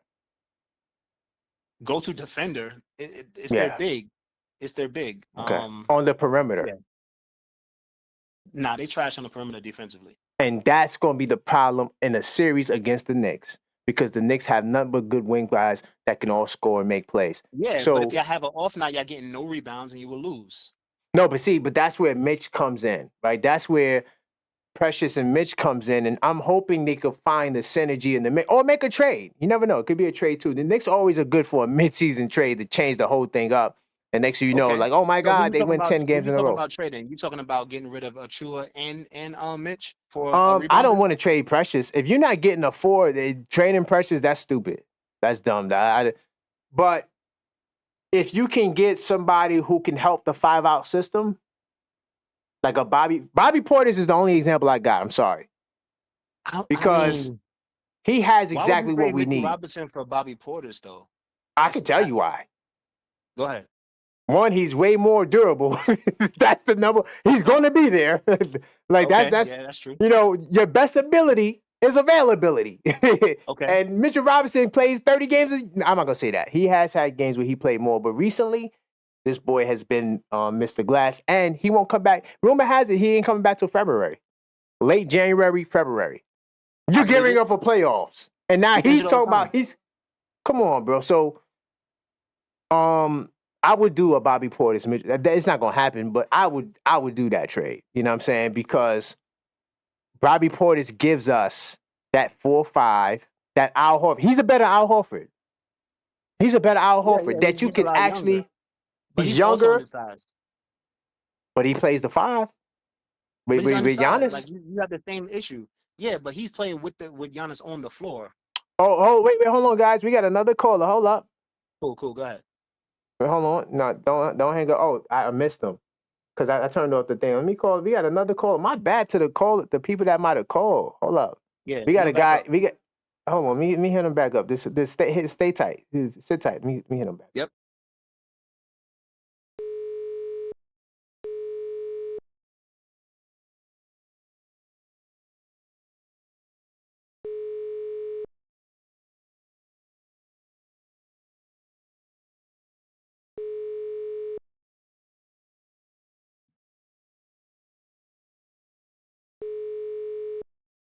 Hold on. I got another caller, guys. Hold on. Me hang up. Yo. Hello. What's your name? State your name. This is Simon from Brooklyn. What's up? How's it going, Simon from Brooklyn? Hold on 1 second. I'm trying to figure out. Okay, yeah, we good now. Hey, Simon from Brooklyn. How's it going, brother? It's going well. It's funny because you mentioned exactly what I called to talk about. So I don't know if you've been watching the Grizzlies to the Knicks. I don't know if you're a fan of them or you've just been watching them maybe or not. But 2 weeks ago. Say that one more time. You said played, Memphis because you got cut out a little bit. You said Memphis and who? Memphis, just the Grizzlies. I'm Okay, still the Knicks Grizzlies. all the way, but Yeah.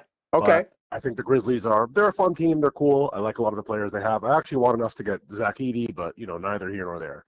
But Mm-hmm. more importantly, 2 weeks ago they played the Celtics, right? And they started Jalen Wells, their 2024 pick. He played 18 minutes. They had a 10-man rotation, and they beat the Celtics. And this is a guy that was number 39 pick, which is lower than both Kolek and Dadier, by the way. And you said, like, oh, we would start Kolek and Dadier, like, as a joke, right? Because that's, like, so far-fetched. Yeah. Mm-hmm. And I'm like, why not? Like, it's this idea that I can't get over that, like, if you play the rookies, it means you're tanking and you're trying to lose. Or if you play them, it means you're never like you're replacing the starters permanently. And I'm like, why not one game? Just situationally, try it. Who knows? And it's not like the starter's still not going to play the majority of the minutes. I feel like it's this, and cut me off from talking too much at any point, but I feel like it's this old attitude of like, oh, if you play the rookies, you're losing, like you're throwing the game, and it's like just because it's been that way in the past doesn't mean it's always going to be that way in the future. You know what I'm saying? So, right. You mentioned it on your show, so I wanted to call in to talk about it. No, you know what? To give a quick response to that, I agree. Like I said, I'm the objective Knicks fan. I'm not the objective Brunson fan. I'm not the objective Randall fan. I don't care about the play. I mean, I care about the players, but in terms of when we talk about what's more important, what's best for the team or the player, man, the player can always kick rocks because players come and go. Like you saw the homecoming game, right, where we had all the Knicks legends. Some of them was there for 2 years. Some were there their whole career. So it doesn't. At the end of the day, we got to do what's best for the team. Now going back to that Grizzlies game, I did see the box score. I didn't watch the game. I do think that with Boston, why I do think we can beat them, like if we really are on our A game and we really tighten things up, is one. I love the Towns KP matchup. We could kind of do back to them what they do to us with KP, right? Yeah. All those pick and pops, him rolling popping to the nail, popping beyond the 3-point line. Towns is the best at that, right? So Towns will give them a taste of their own. More physical than KP also.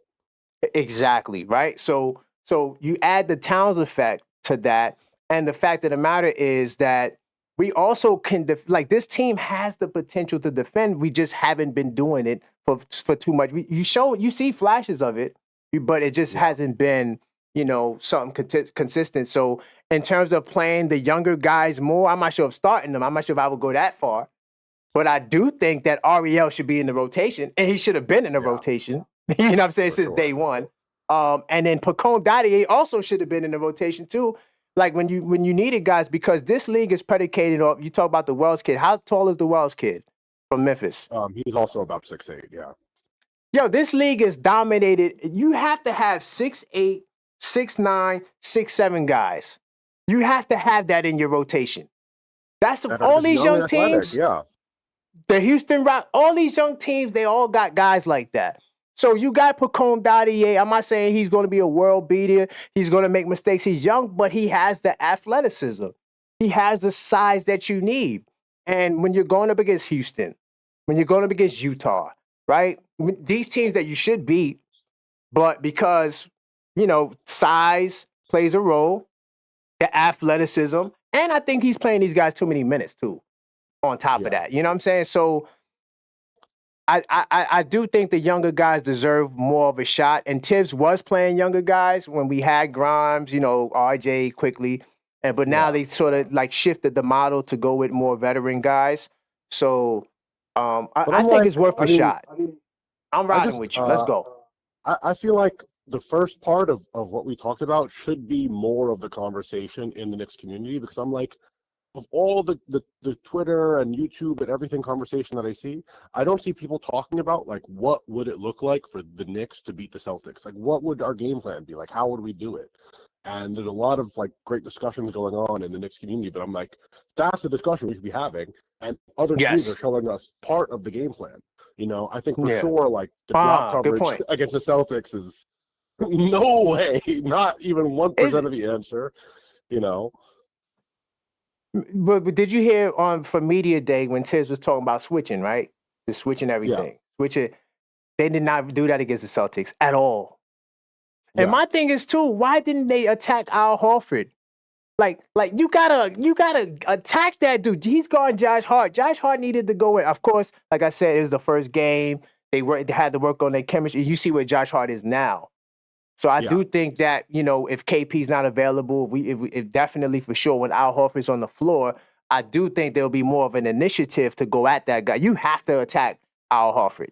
Like if you're not attacking Al Horford and making KP play defense on the perimeter, like putting him in pick and roll scenarios, you're not going to beat the Celtics. Go ahead.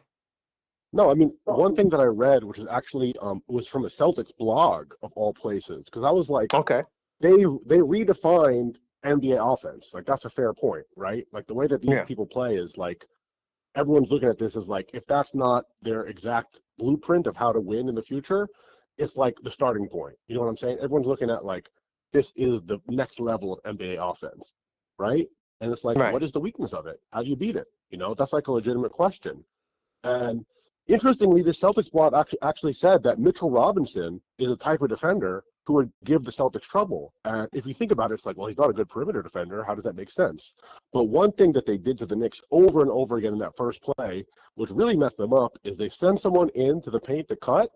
Everyone collapsed on them, and then he kicks it out to three, and then everything is just destroyed from that. You have 20 people on one guy in the paint, and then the one guy shooting from three is wide open. And we do a lot of doubling. That's not very necessary. Not very helpful. Can't double Boston. You can't double anyone on the Celtics. It just can't happen. It's just not. If you have Mitchell Robinson and you have someone driving to the paint, well, you're not going to shoot that easy over Mitchell Robinson or like a 140 type, like a very elite rim defender.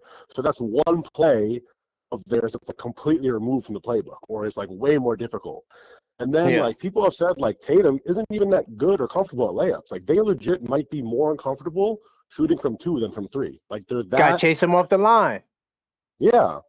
Chase him once off the you line. do that, like they're so uncomfortable. And someone said to me that like Tatum is not even that good with his handles.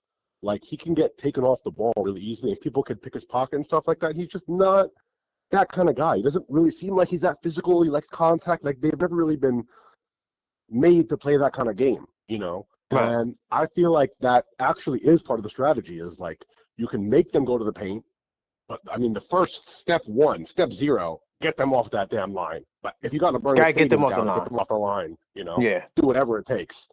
But I mean, I don't know. It's for me, it was interesting because for one, it was a Celtics blog saying like, "Yo, like Mitchell Robinson is the type of defender that would give the Celtics trouble." And for me, that was interesting because I was like, okay, well, he's not an elite 3-point defender, but when you and start that's to been think the about problem. it, it's like, oh, like there's a way. Well, you got to protect him. fit. Yeah, you would have to protect Mitchell Robinson. You would have, how you do that is similar to what Boston does. They kind of run like this matchup zone where you'll see little wacky things where they'll start out with Holiday on Towns, anticipating a pick and roll switch. One of the things they did to Dallas was they put Brown on Luka, and then Tatum was guarding Gafford, and just switched the pick and roll. So now when they run the Gafford pick and roll, they take away the lob because they switching it, and now Tatum's on Luka. So it's like they switch into the matchup they wanted in the first place. That's exactly what Boston does on defense. And the Knicks don't do that. So when we talk about the Knicks trying to be like the Celtics are leaps and bounds defensively ahead of the Knicks, right? And hopefully, I'm hoping the Knicks can close that gap. But offensively, even though I'm pessimistic about where we are now, I still think this team can beat the Celtics. Like I still absolutely think it's possible. Yeah. No, it's possible. It's just that for it to happen, there's going to have to be some major adjustments. Yeah. And if we don't make these adjustments, it's just not going to happen, brother. I'm sorry. Also like it reminds me of the Pacers series of last playoffs where they just made us run ourselves down by like chasing after the ball. Like they saw we're tired. They know Tibbs is going to Tibbs, right? And it's like, okay, you have that extra pass on the 3-point line. These dudes are running that extra little bit, like that makes their legs like even that little extra bit tired. And you need extra dudes to play defense like that. I mean, look at OKC, bro. They're running deep rotations, and it's part of why they have the best defense. Yeah, that's another team. It's part and parcel. It's not like a coincidence, That's another team that's amazing. Like if you watch OKC on the defensive end, boy, when they had Jalen Williams at the 5, I'm like, how are they doing this? Like literally, like how are they like going up against teams with size with these small guys, but they have no weak links on the defensive. Like they don't have to hide no one on defense. They're probably the Yeah. only team in the league that they don't have to hide no one. They all defend at a high clip and they can switch everything and they rotate well. You never see them Also an interesting scramble. thing is like Hartenstein is more offensive than he was with the Knicks over there, but he still is getting a similar defensive production. So Oh yeah. But the glass really, like that's where his value is too. Like he helps them get more opportunities on the offensive end, but they struggled on the defensive end rebound. I mean, they still are not a great rebounding team as it is anyway, but he wasn't there the whole season. So he got hurt in preseason. Yeah, he got hurt in preseasons, and he recently just came back. So the rebounds numbers should go up, but yeah, OKC the personnel, like I said, just defend. Even like a team like Houston is another team I like. What they do defensively, and you're going to have to defend. Yeah, very physical, very physical, and they got those 6'9" guys, 6'7", 6'8" guys we were talking about, and that's what you're going to need in order to win. So, one last point, I'll wrap it up. Someone in a Knicks space the other day made the point that like, Knicks fans, like we're very diehard like for the Knicks, but we don't really keep notes on other teams that much. We don't be going up in their spaces. We don't watch them. We don't hear how they game plan and strategize. And she made the point, who was in the space, that like the Hawks rested their starters. I forgot the game they played before the Knicks, but like they didn't play the night before. They were like, a few days before, I saw that like, game. We're playing the Knicks, Yeah. That was I think they got blown out too. Hold on, I'll pull it up. I think they got blown out in that game too. Yep, they were resting their start because they knew they had a big game coming up. Maybe they did, but they're like, we want that cup. I mean, that was the Nuggets. Like, I'm gonna roll that dice on the MSG floor. Like, that was the Nuggets, by the way. The Nuggets. That was against the Nuggets. They got smacked, and like you said, they were resting their guys. I actually watched that game. And, they didn't really care because they knew they was going to MSG. And the funny thing about it, too, is they were so hyped. Like, they commentators like, yeah, we're going to New York. And I'm like, damn. Oh, really? Like, yes. Even Toronto. Like, I was watching, because every time we play a team, I watch the team, like, at least twice before we play them. Oh, okay. So when I get on this mic, I know the team we're playing. Right? I have to be informed. So even Toronto was like, yeah, the Knicks are coming into town. It's like this New York is a big deal. It's kind of interesting when you watch other teams' broadcasts. Yeah. I mean, it's interesting because, like, I feel like the Knicks underestimate, like, every team, but every team is like, we're playing the Knicks. Like, we got to power up and be our best. Man, they playing the A game. Like, you'll see LeBron and the Lakers, right? They won't play the night before. But that Knicks game, they all suiting up, and they all ready to go. So, yeah, they take our matchup seriously. So, yeah. So, I mean, that's pretty much what I said, but I would love for more people, like, in the Knicks community to be like, what does this Knicks team beating the Celtics look like? Like, what is the game plan, strategy, idea? Like, that is a conversation I want to just be seeing more, Okay. Real quickly, before you go, Will, you still there? I'm here, yeah. No, I got the guy I was talking to earlier, my friend Will. Do you have anything to say to him? He's a Net fan. He doesn't think the Knicks will win the championship. He still thinks the Nets will win a championship before the Knicks. Do you have anything to say to this brother before you get off? To me, I mean, look, I am a New Yorker first and foremost. That's why I care about the Knicks. And I think if you look at this year with the Mets and the Yankees, like for so long, the Yankees have been riding on their coattails of past wins. And this year, they got kind of clowned by the Mets, bro. I mean, they had kind of the same end result. But when the Mets played the Yankees this year, they kind of embarrassed them. And I think ultimately, two good teams of the same sport in the same city competing against each other, making each other better, is a W for everybody. Like, okay, the Knicks I respect that. Don't want to be losing to the Nets. And the Nets have been putting up a respectable performance this year, while still, obviously they're not winning, but they're making the best teams in the league sweat. And that's respectable, and that's, I think, good for everybody. Like, everybody eats that way, They keep us honest. It, brother. I respect that. That's a great answer. All right, brother. Thank you, man. Thanks for calling up, man. I appreciate it. Hopefully you call in again next week. Next week, I'm going to have my man Ron from Still Knicks Fans in the building. So be sure to tune in next week at 10:45, same time. We'll be rocking out. So great talking with you, man. Great conversation. Peace out. All right. Peace out. All right, man. We had a Nick caller call up, man. Salute to the caller, man. For sure. Yeah, man. He had a lot of great takes. That's why I will like I can have a conversation with you. You know, you rock with the Nets, right? My man Dusty. I'm gonna call him back in a second too. Because I saw he was trying to call in. But I can have a conversation with you guys because I'm an NBA fan. You know what I'm saying? Like so. Yeah, I ride with the Knicks, but I watch at least 2 games a night. So, so I could be able to see what's coming. Like that Nuggets game he was talking about, I saw that. And in the back of my head, I was like, oh, these dudes, they really taking this Knicks game serious. Like they really trying to come in and do what they did. So yeah. So yeah. Well, I mean, what the caller was talking about, we can talk about that really quick because I got a great answer for it. He said, what would the Knicks beating the Celtics look like, right? Go ahead. A dream. That's what it would look like. Oh my God. By the way, because there's no chance that y'all gonna. I didn't want to cut the man off, but I ain't gonna let you I ain't even gonna let you do that, man. Do you remember what you said his that's name what was? It looks like. It looks what like was his name again? What was his name? You remember his name? That's what I'm trying to remember. He said Simon or something like that. What was his name? Simon? He'll call back next week for sure, but that's what it looks like. He said he wants more people to talk about it. That's the answer. Simon, got you. Oh, okay, Dorcas. Okay, I see you. I know Dorcas Rex. Yeah, he's always in the chat. All right, cool. I'm gonna save his number. That's why I'm trying to get the names of the people that call up, so that way I have them in the queue.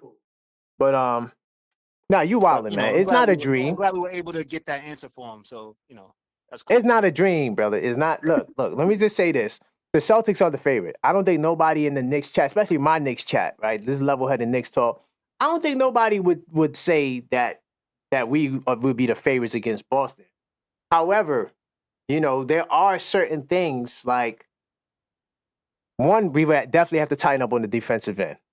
We got to commit to we're not doubling nobody, right? You can't help, no doubles. The only time you help if they get to the basket, right? They get within 8 feet.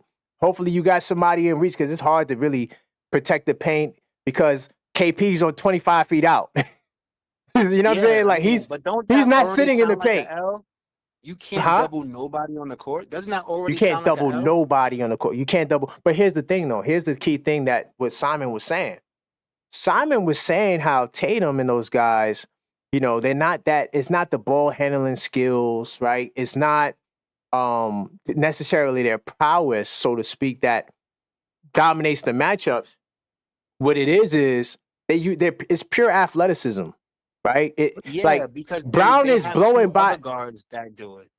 Right, yeah, of course. Setting up the offense, Derek White and Drew Holiday. I mean, right. 2 of the best two-way guys. 2 Olympians, 2 top two-way guys, 2-way guards in the league. Two sure. Olympians, by the way, for sure. 2 Olympians, gold medals, champions. Drew Holiday to me is top 5 two-way. Yeah, he's top 5 two-way point guard all time. Top 5. Drew Holiday, 2-way point guard all time. Yeah, the fact that Tatum is not, a top tier ball handler, he doesn't need to be, and that's the problem. No, he doesn't need to be. But here's what here's my point. You'll have a shot. Here's my point. I'm trusting in OG Anunoby's defense to take him one-on-one. We can't. You're on an island. Mikal Bridges, same thing. If he's matched up with Brown, I'd rather put hard on Brown. And you're on an island, right? We're only going to help off the drive. Huh? I think that's too small. I think Hart has to guard one of the two-way guards. I think but Hart is not, but that's going to be the problem because Derek White, then he going to go up. Josh Hart is not a great perimeter defender like that. He's not a stopper. Right, so why would you put him on Brown? Because I want Brown to eat. Yes, but I want Brown to eat. That's why. I want Brown. Okay. So that's the strategy. You're letting him, you want Brown to cook. Okay. I want Brown to be the superhero. I want him to take over and then try to do it by himself. And then we're going to keep a man on everybody else. And so that way, because what Boston likes to do is like what Simon was saying. They want to drive and dish. They want to drive and kick. Stuck in the defense. You know who was the MVP of the Eastern Conference and the Finals, right? Yeah, Jaylen Brown, I know. The one that you want to cook is the one that won the MVP of the Eastern Conference Finals and the Finals. No, I mean, listen, either way, someone's going to have to cook because we're not doubling. You can't. If you got to double Boston, you're in trouble. They want to shoot 50 shots no matter what. Thing is, if you can't afford to double one guy, you lost. That's the problem. Well, it depends on, because we do got guys that are good individual defenders, like man-on-man defenders. So, of course, you can't stop no one in this league who's great. Like, you can't stop. You could slow Luka. I mean, well, I did see Luka get stopped by OKC in that NBA Cup game, but rarely do you see that, right? Like, right, multiple games you're talking about in a series you're talking about. No. Exactly, exactly, right. Man. So I just think that with Boston, right, you're gonna have to be able to guard them man on man. You got to make KP, Al Horford. They got to play defense. You gotta attack them. They are their weak links. Now, KP is a great anchor in the paint. He's blocking shot. He gets around 2 blocks a game. I'm not saying now. I'm talking about putting them in pick and roll, putting them in pick and pop, giving them a taste of his own medicine. That's what you got to do. If you can do that, right, and then get lucky, because luck has to play a role. We got to keep it real. If Boston, for whatever reason, they're not hitting the 3-ball, that could work into your favor. Because I've seen them shoot themselves. Yo, the Toronto Raptors, listen to me. The Toronto Raptors beat Boston. They beat the Boston. The refs gave the Boston Celtics that game because they came out and said Tatum traveled. Toronto did everything I was saying. I'm saying right now. Right? But I'm not sure if Brown played that game. He might have. I can't remember, or KP. They might not have had their whole team, but it still was Boston, right? You know, the great Boston Celtics, they could be without one guy and still be who they are. And the Toronto Raptors did everything I said. Didn't double nothing, switched on everything, right? And just was just letting them, you know, do what they had to do.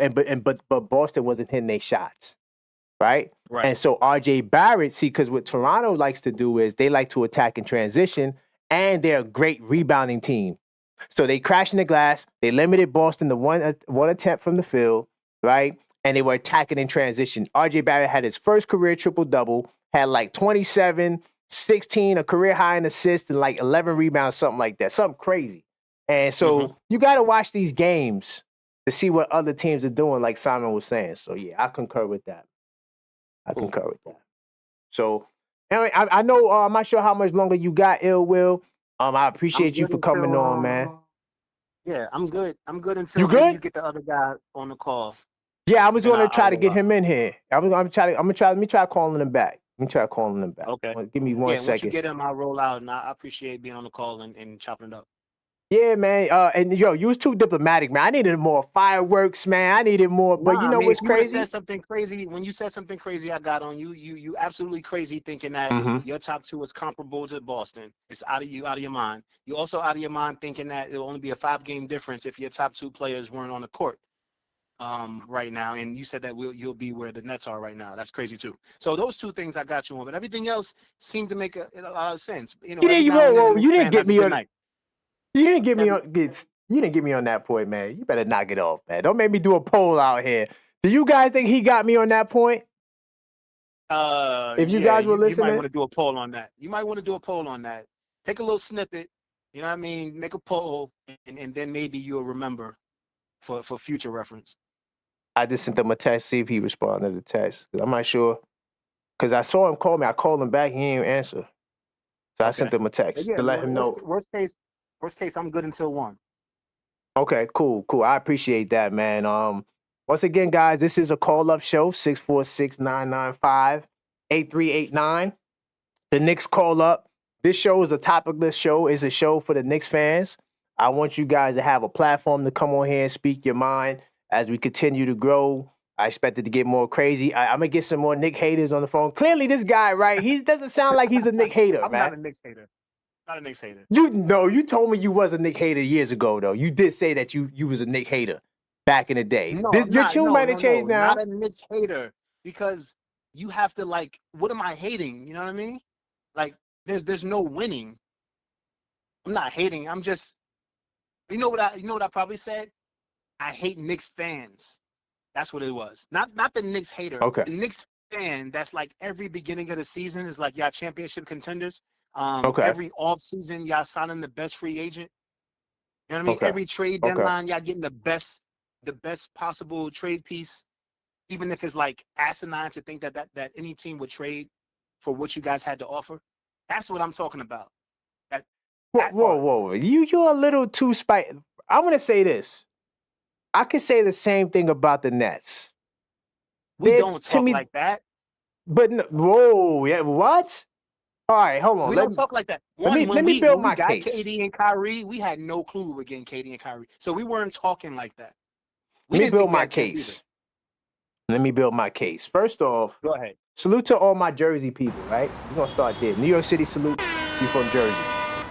Because the New Jersey people, you guys are the real pure net fans, okay? These guys from Brooklyn, now, I might have some Knicks guys that love the Nets too, right? Mm-hmm.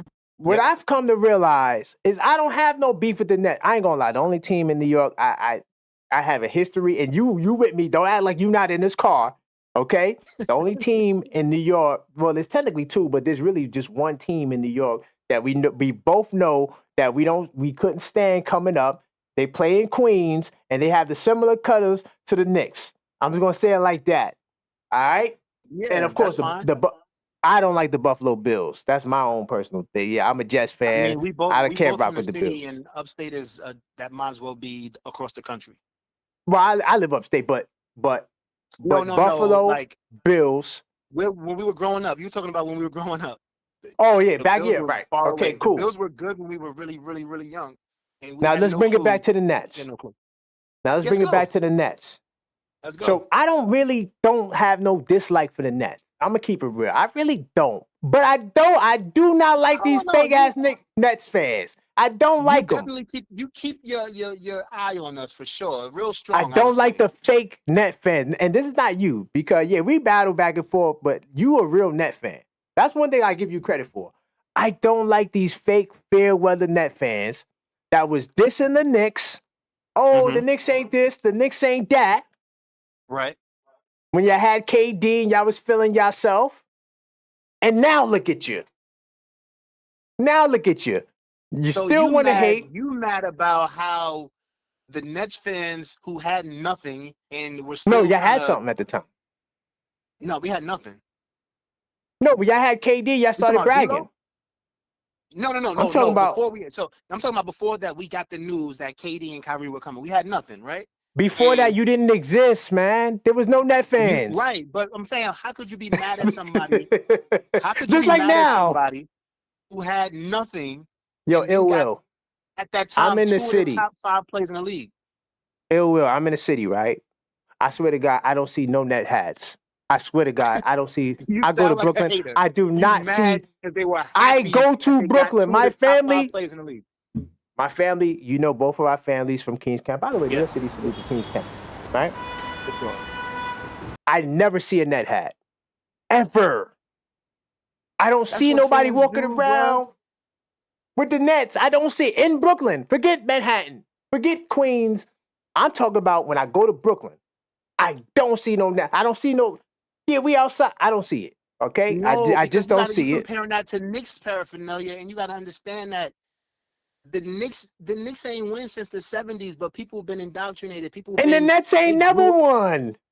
No, but the Nets, I'm talking about the Nets being in Brooklyn. That's new. They still in babies form. The Knicks been in New York y'all didn't City win forever. in New Jersey. Y'all didn't win in New Jersey.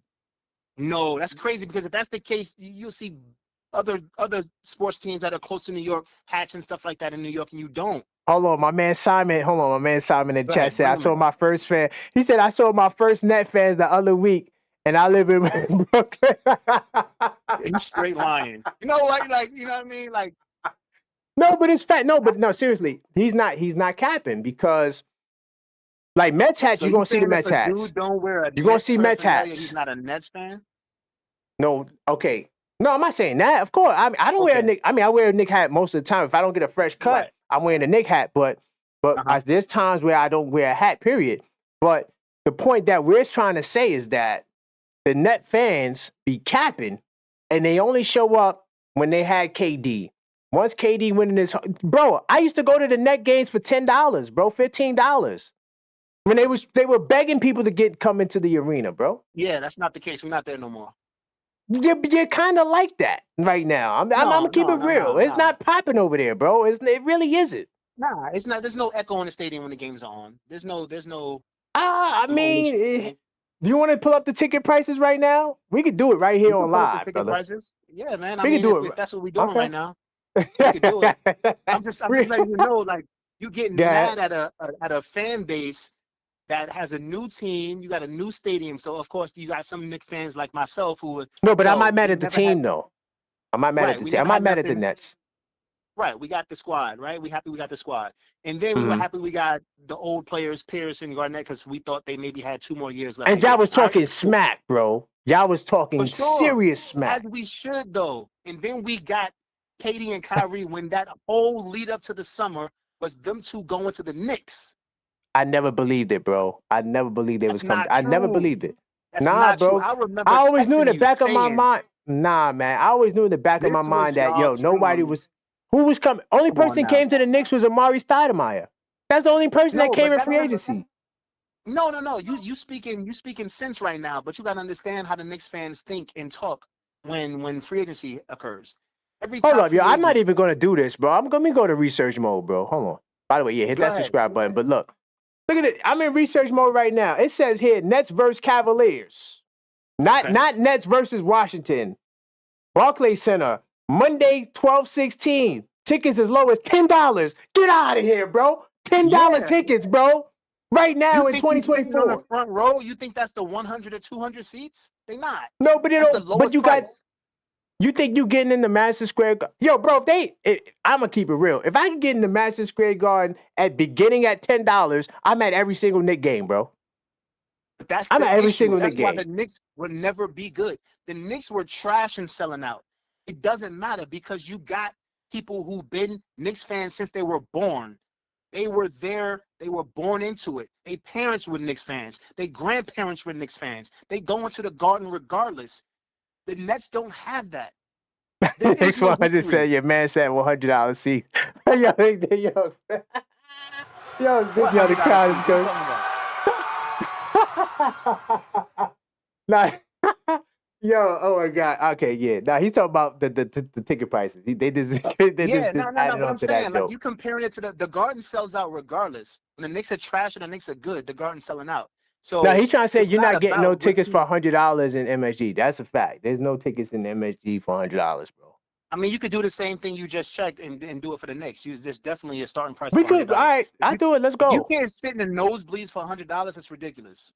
I refuse to man. believe Yo, it. this, bro. You in ATL, man. You used to get season No, tickets it's out not the there. same. Like when I moved down here, it was different. Like, You oh, used to it's get the ATL, courtside blah blah blah tickets blah blah. too. Nah, this is a full-fledged city. Like, this is East Coast Hollywood down here. Like, it's not the same no more. Go and look at the starting price for a Knicks ticket. To keep it fair, no, but this is the Kia Center, so I can't even. Hold on, let me. Hold on, let me. Get it together. Yeah, that's the Get it Kia. together. No, but that's Kia Center though. So yeah, but I ain't gonna lie though. I did get hyped one time. It was like Knicks versus some bad team, and it said the same thing. I'm like, yeah, I'm about to be up in there. $22. I could get good seats for like a good couple of hundred. Man, if that joint was in Indiana or somewhere else, I was so mad. This was some years back. Let me see if I could get. Hold on. Let me click on. Yeah, You're buy trying to Knicks tickets. filibuster the point. The point is, ain't no I'm trying to nosebleed Madison get. Square Garden ticket starting $100. You see them laughing at you, right, bro? Them tickets is expensive to go. Bro, it's expensive to go to the Garden, but I'm It trying is to get. I'm expensive to go in to the Garden. Nah, for sure. I right know for now. sure it is. Right now, I'm in. I'm locked into this Magic game. Hold on, I gotta do a Google search now. Let me do a Google search because if you really want to get to the bottom of this, man, let me see Knicks tickets. I mean, we here now, so I mean, we might as well. Yeah, right. We here now. Let me see. Did Dusty respond back? Nah, Dusty didn't respond back. Let me see. Knicks tickets. Hold on.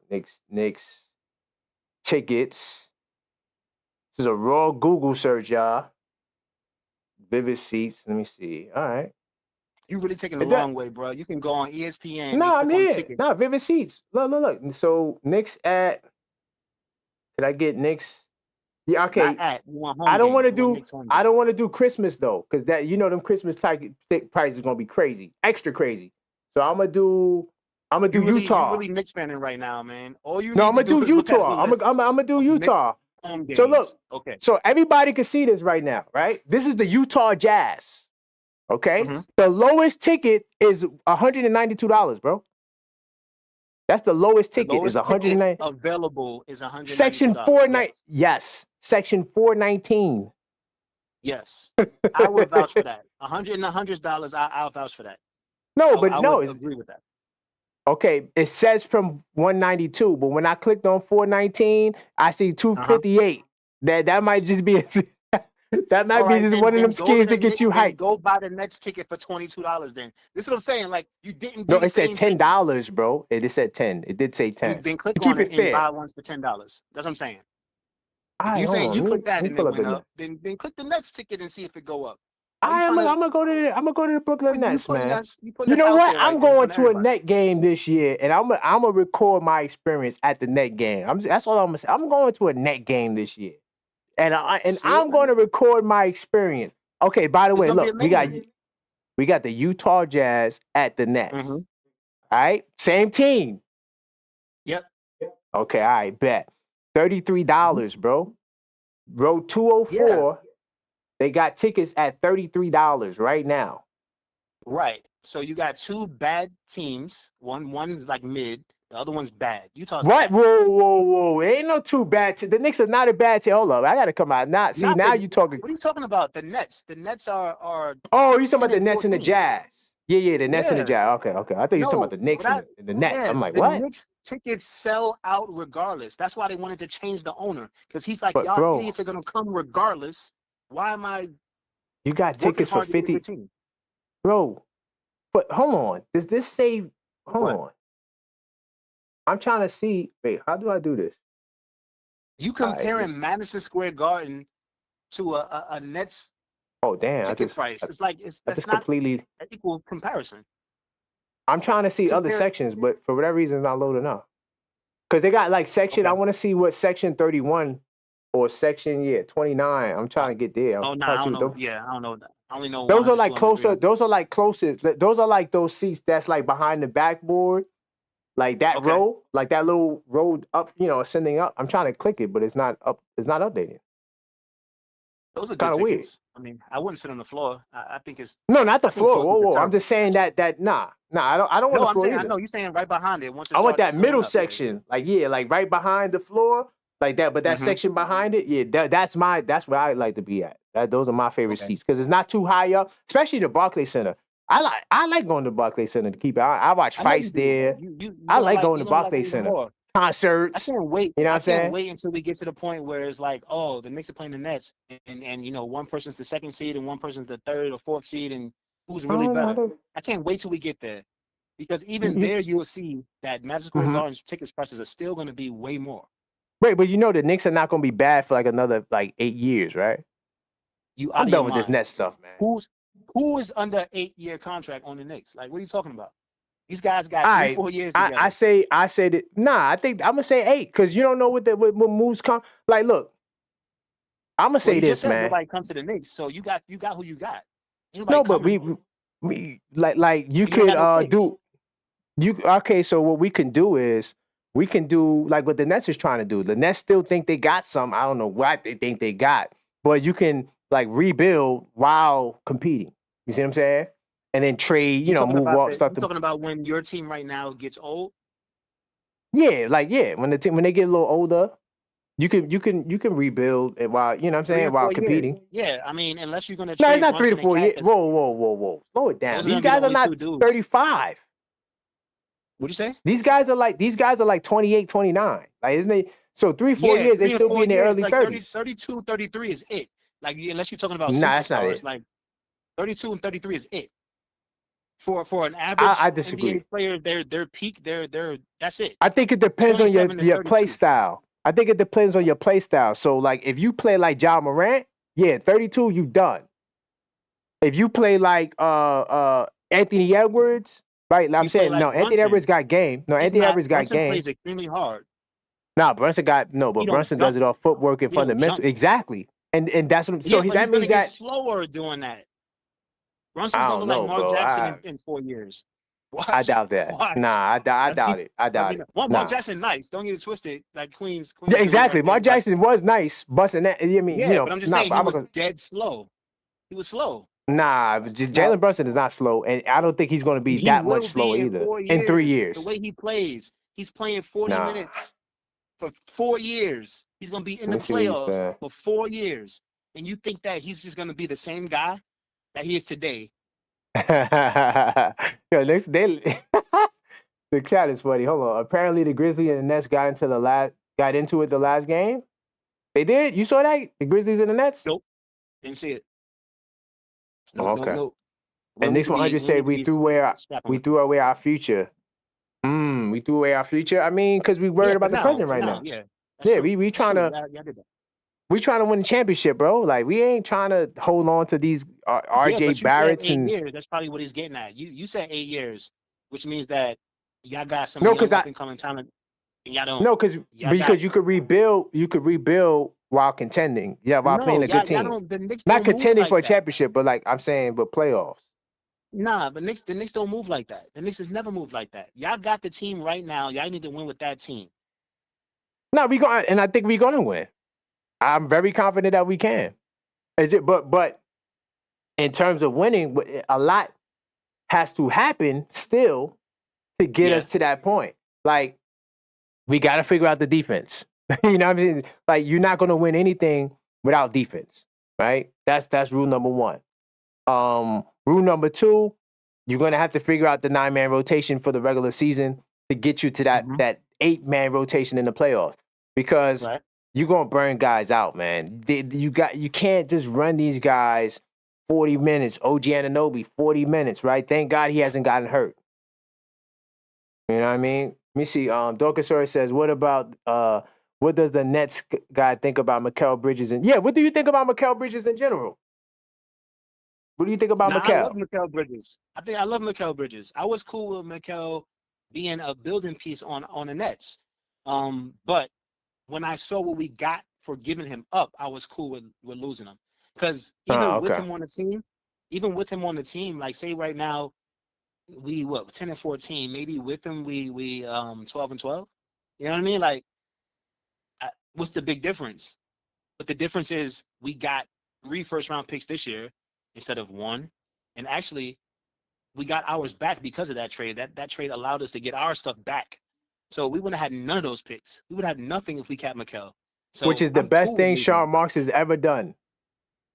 The best thing he's ever done for your team is I mean, yeah, get but your picks back. he's still responsible for fumbling the big 3 though. So it kind of Oh evens yeah, out. oh yeah, big time, big time. By the way, real Yeah. quickly, guys, this is the upcoming schedule. I designed this. I'm gonna post this in the community section as well. We got a show Monday, the podcast this week inside the Knicks, 6 p.m. Of course, next Friday, same time, same place. The Knicks call up 10:45, and then of course Monday the 23rd, we got another this week inside the Knicks at 6 p.m. So every Monday, just know we got the podcast rocking going forward. And then also Monday the 23rd, I will be on Still Knicks Fans channel, right? And that'll be for their weekly show at 10 p.m. And then instead of Friday, we will be moving the Knicks call-up show to Thursday, 12/26, the day after Christmas at 9 p.m. Because I don't like to do lives when the Knicks are playing. So yeah, that's the schedule, upcoming schedule. Just wanted to share that with you guys. I forgot to share that earlier, but yeah. So okay, so that's the answer to his question. I think that Mikal is a very solid player. I don't know if he's an all-star. I haven't seen all-star. I mean, I see flashes of it, but we need him to be back at his like highly rated defense in terms of rating. Like we need his rating to come back because right now it's just not looking good. Granted, like I said, it doesn't account for matchups. He's guarding the juggernauts every. I'm not sure what he was doing in the Nets defensively. Was he guarding the Same. juggernauts? He was doing everything. He was He was doing everything. Team. Yeah. Okay. So he was guarding Luka and Yeah, he was guarding the best SGA. perimeter player and leading us in scoring. Yep. That's impressive. So It is. But that's the thing. He had the opportunity to do so. Now he's kind of fell back into what he was doing in Phoenix. Kind of got lost. Well, he needs to shine at something. You got to shine at being the 3-point, like, because he's not really shining. I mean, he's playing better. I'm not knocking him. He's definitely playing better. He's got his numbers up a little higher. His 3-point percentage, I think it was 30. Now it's around 33. I could be off a little bit, but like it was at 30 though, and he has been getting his stuff up. So I just need him to. If you're going to be a defensive superstar or defensive, like that's going to be your role and that's going to be your job, you have to excel at it because these Knicks fans are going to continuously tear him up. They're like, yo, we gave up 6 picks for this, 6 picks. That's all I hear every show is 6 picks. We gave up 6 picks. Like that's it was a lot. I mean,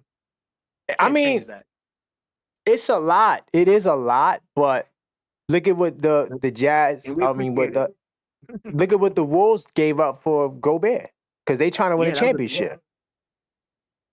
See what I'm saying? Yeah, I mean, they trying to win a championship. Yeah, it worked out for them. Did it really though? Did it really? I mean, they were pretty good, weren't last year? They were pretty good. 3rd seed. Now they're adjusting just like y'all adjusting. They lost. Western Conference Finals. Yeah, I mean it was pretty good. I'm just saying that, like we could do the same thing they did. 3rd seed, Eastern Conference Final. I mean, like we could do the same like that. So, bottom line, hey, relax. This is a Knicks show, brother. Relax. No, I know.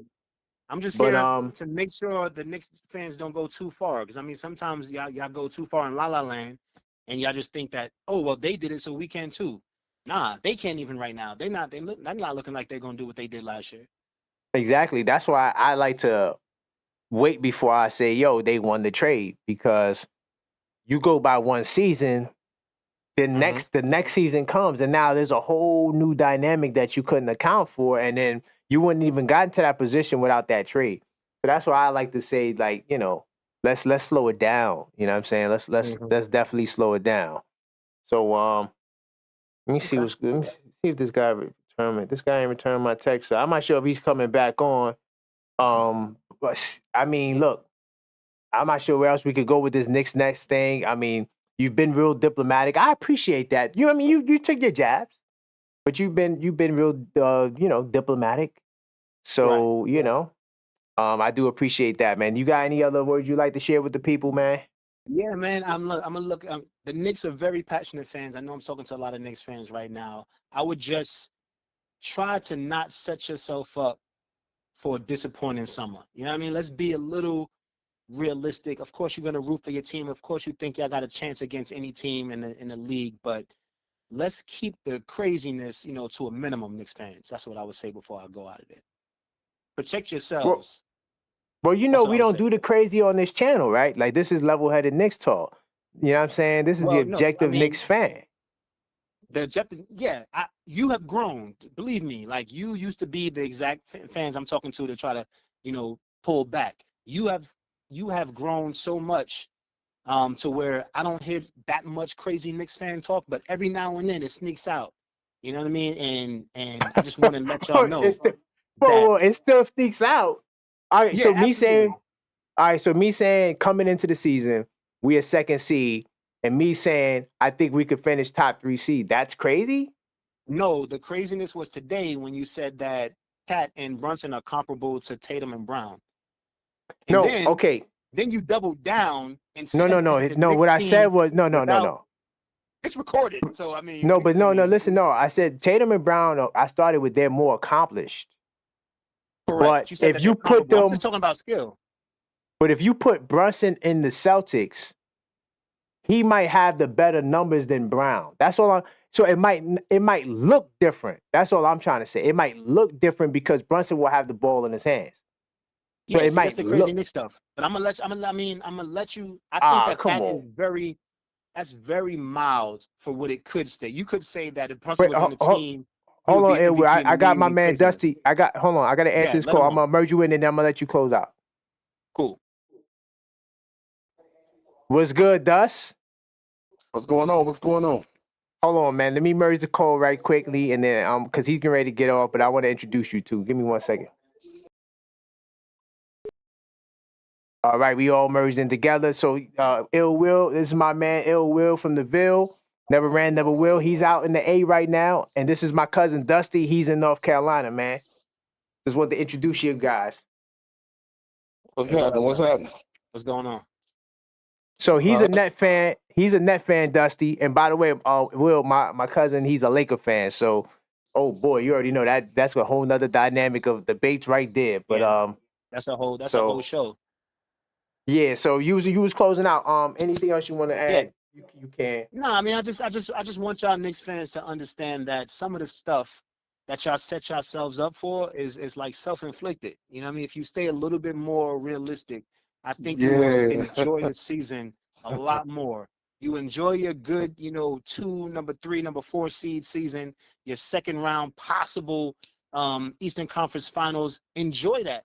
But y'all didn't even get there yet, and y'all talking championship and getting past Boston and all this. Is like, stop setting yourselves up for the fall every season and then going back to, free agency like you're going to get Giannis or LeBron's coming or, some other crazy stuff. And y'all right back to it again in when the season's starting. I'm trying to protect y'all just out of love. Protect yourselves. That's all I would have to say. I agree 646. They do set themselves up. Hold on. That's 646. Being hurt now. Hold on. 646-995-8389. We got some anti-Nick people on the panel, man. Hold up. Don't let them say this on a Knicks show. They are bugging. But thank you, Will. I appreciate it, man. I appreciate it, Will. No doubt. Stay up, y'all. All right, peace. All right, man. All right, y'all. So, Dust, what's going on, Dust? What did you want to say, man? What's going on? When you called up. I called up, man, because like earlier, I overheard you saying that the Boston Celtics is the best team in the league, man. That's a fact. You know what I'm saying? Yeah. Yeah, you can argue that. But I also notice how you just keep looking past the Cavaliers, man. Yes, and I will continue. You just are willing to look past these guys like they really not legit. I'll continue to look past those guys, brother. Listen, I got a date circled, right? I got a date circled on my calendar, right? It's Cleveland, it's Boston, it's the Hawks, it's Utah, it's Indiana, it's all the teams we lost to. I got them dates circled, right? And I got the Cleveland date, February 21st, 2024. We gonna see. And then, after the other 2 games, another game in February, another game in April, I hope we play them. I pray we play the Cavaliers in the playoffs just so we can expose them for you. Because they're going to be exposed by somebody. But I just want to expose them for you. I'll see it. I'm going to tell you why. See, you thinking that they're like the you're thinking they're like the 2016 version of the Atlanta Hawks. That's not them, man. They for real, man. That's a for real basketball team. They ain't gonna just fall apart. That team is not gonna fall apart. They got two scorers for real. They got 2 guys that do this for real, man. So everybody else is a real support. They got a legit supporter cast. They damn near like, look, you know what they are? They are right now another version of the Boston Celtics right now. Why you say that? You saying because offense and defense? Like, why are you saying that? Why are you saying Boston? I don't see Boston. Why are you saying they like Boston? Is it because of offense and defense? I'm talking about as far as the offense go, as far as like everybody on the team damn near can score, man. Can fend for themselves. You know what I'm saying? So everybody on the Knicks can't score? Everybody on the Knicks can't score? Like, they got, I'm saying everybody on the Knicks can't score? Not for themselves, no. Not for themselves. There are times now, so you think Josh Hart can score for himself? He makes plays for himself and other people. He averages 5 assists a game. Look, I'm talking about you think he can score for himself. Yes, he's the one-man fast break. No. He gets the rebound. He's more, He gets the rebound, and he goes coast to coast, and no one stops him. He does the same. He does the same move. That time, This, Joe, go he ahead. get more rebounds than some of your fours and some of your threes and fours. Man, that shit be He just is the 4. I be sad. I be like, huh? He a He is the four. 4. He plays the four. Technically. So he playing the four right now. Sometimes he plays the 4. Sometimes he plays the 2. Sometimes I don't know. Yo, it's positionless. No. Look. Go ahead. He get rebounds like he at least 6'9". Josh Hart ain't no Tell me 6'9", about but it. yo, he just outplays everybody else on your team, man. No, but you keep talking about this offense, right? Because now I'm going in research mode. Because on this channel, like we like to put things on the screen, right? We had to show Ill Yeah, Will go from the ahead. Ville. We had to show Ill Will from the Ville that the ticket prices between MSG and Brooklyn is just not the same. It's just 2 different price points, 2 different levels. The chat was laughing because he said, "Yeah, we could get cheap. We could get our low tickets is $100 in the Garden." And we just showed that the cheapest tickets in the Garden is like $250. Yeah, that's I like wouldn't up know. top. I wouldn't know. No, but I I had to. wouldn't know, but I But do. the point I would is, I love to had to go put. to the Garden though. Yeah, make sure you bring some bread with you, man. But look, I'm gonna show you. Right, I got it on the screen. The crowd can see. Right, I'm in research mode. This is the Cleveland Cavaliers. Right, they are currently right now. They are the number 1 ranked offense. They took our spot. But they were up there. They were like number 2 when we were number 1. So, that could always flip flop, right? But they do got a top ranked offense. We had a top ranked offense, but you're not respecting our top ranked offense, but you're respecting theirs. Okay, cool. But look, defensive rating, they're 9th. I thought they were higher in defensive rating, but 9th is still a No, I good said spot to be. now, hold on. I'm not Go ahead. saying I'm not disrespecting. There's no disrespect anywhere. I'm just saying how. I'm just saying So you how said they can get their ball, how they okay, can fend for themselves. but you said they got 2. You said they got 2 serious scorers, right? Look, between them 2 guards, between Donovan, between Donovan, Yes. and between the other guy Garland, right? Yeah. That's a 1-2. That's a 1-2. Right. Just like y'all got y'all 1-2, right? Mm-hmm. Just like they got y'all 1-2. You know what I'm saying? So, but you said that we don't got serious scorers too, though. But what I'm that's saying what I is was trying to say. They have a. When you think about, all right, Mobley can fend for himself. You know what I'm saying? Mobley can fend for himself. He can't fend for himself. You said Mobley can fend for himself. Mobley don't need he don't need an assist. You know what I'm saying? Mobley don't need an assist. You know what I'm saying? My man Cash LeVert don't need an assist. They got numerous guys that can get their own buckets. That's what I'm saying. So does Deuce McBride need an assist? Huh? Does Deuce McBride need an assist? Deuce McBride, yes. Right now, yeah, he do. Right now, yeah, he do. I watched him play. I watched the game, man. So look, you said they got 2 serious scorers, man. Donovan Mitchell averages 23.7 a game. Hold on. Right now, right now, Deuce McBride is not going to be that. That's not what he's going to be. That's not what he's going to be. So look. They got 6 now, guys. that's what he is. They got 6 guys that score in double figures. We have 6 guys that score in double figures. What's the difference?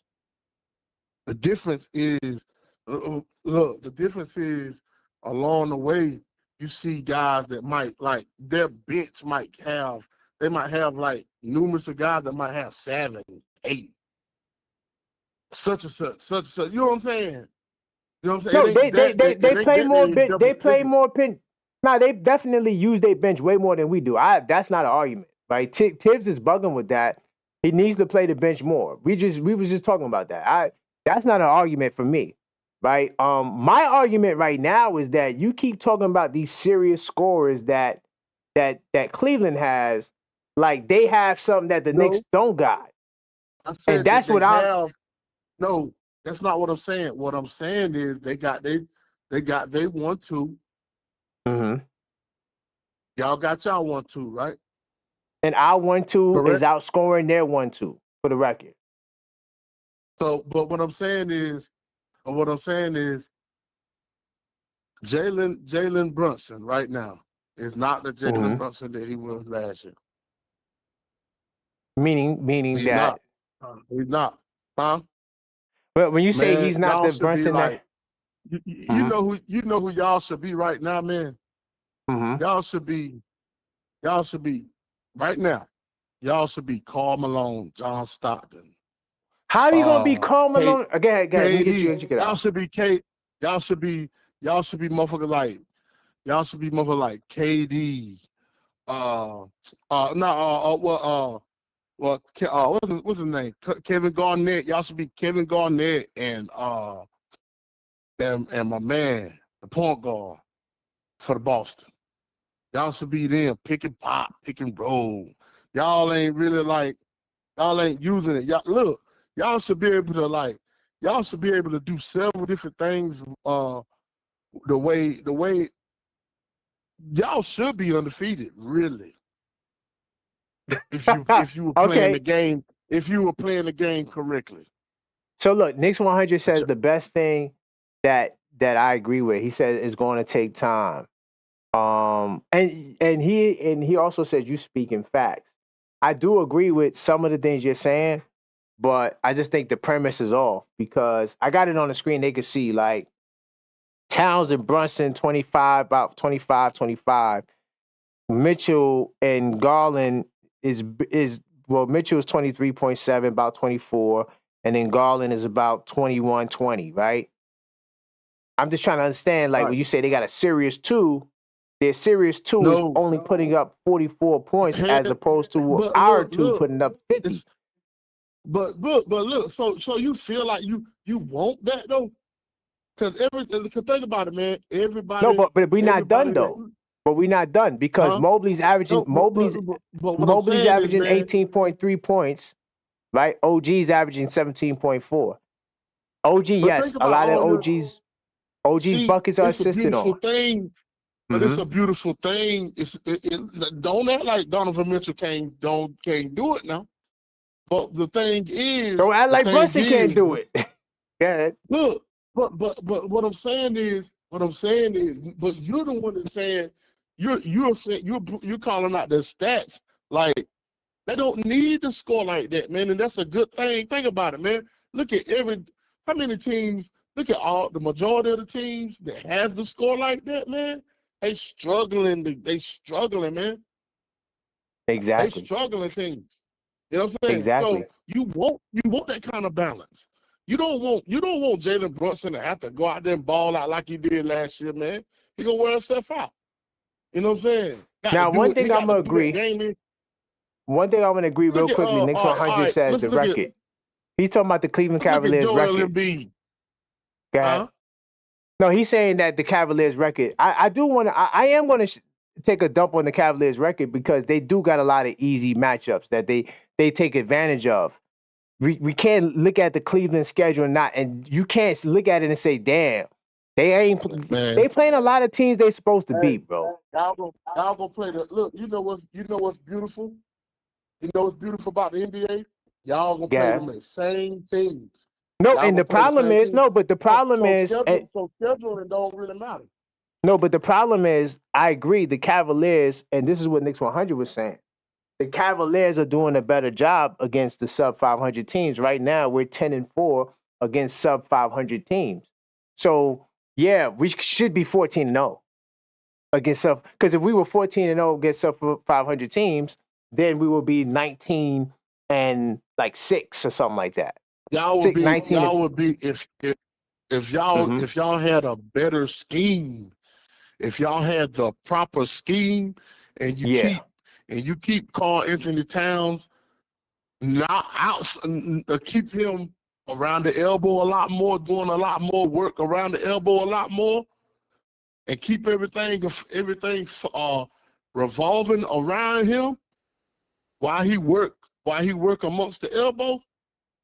Yeah, but y'all. That's not his. Yeah, y'all. That's not his game. That's not his game. Though. That's not his game. Exactly. Like, but they could run. That's what I've been telling you.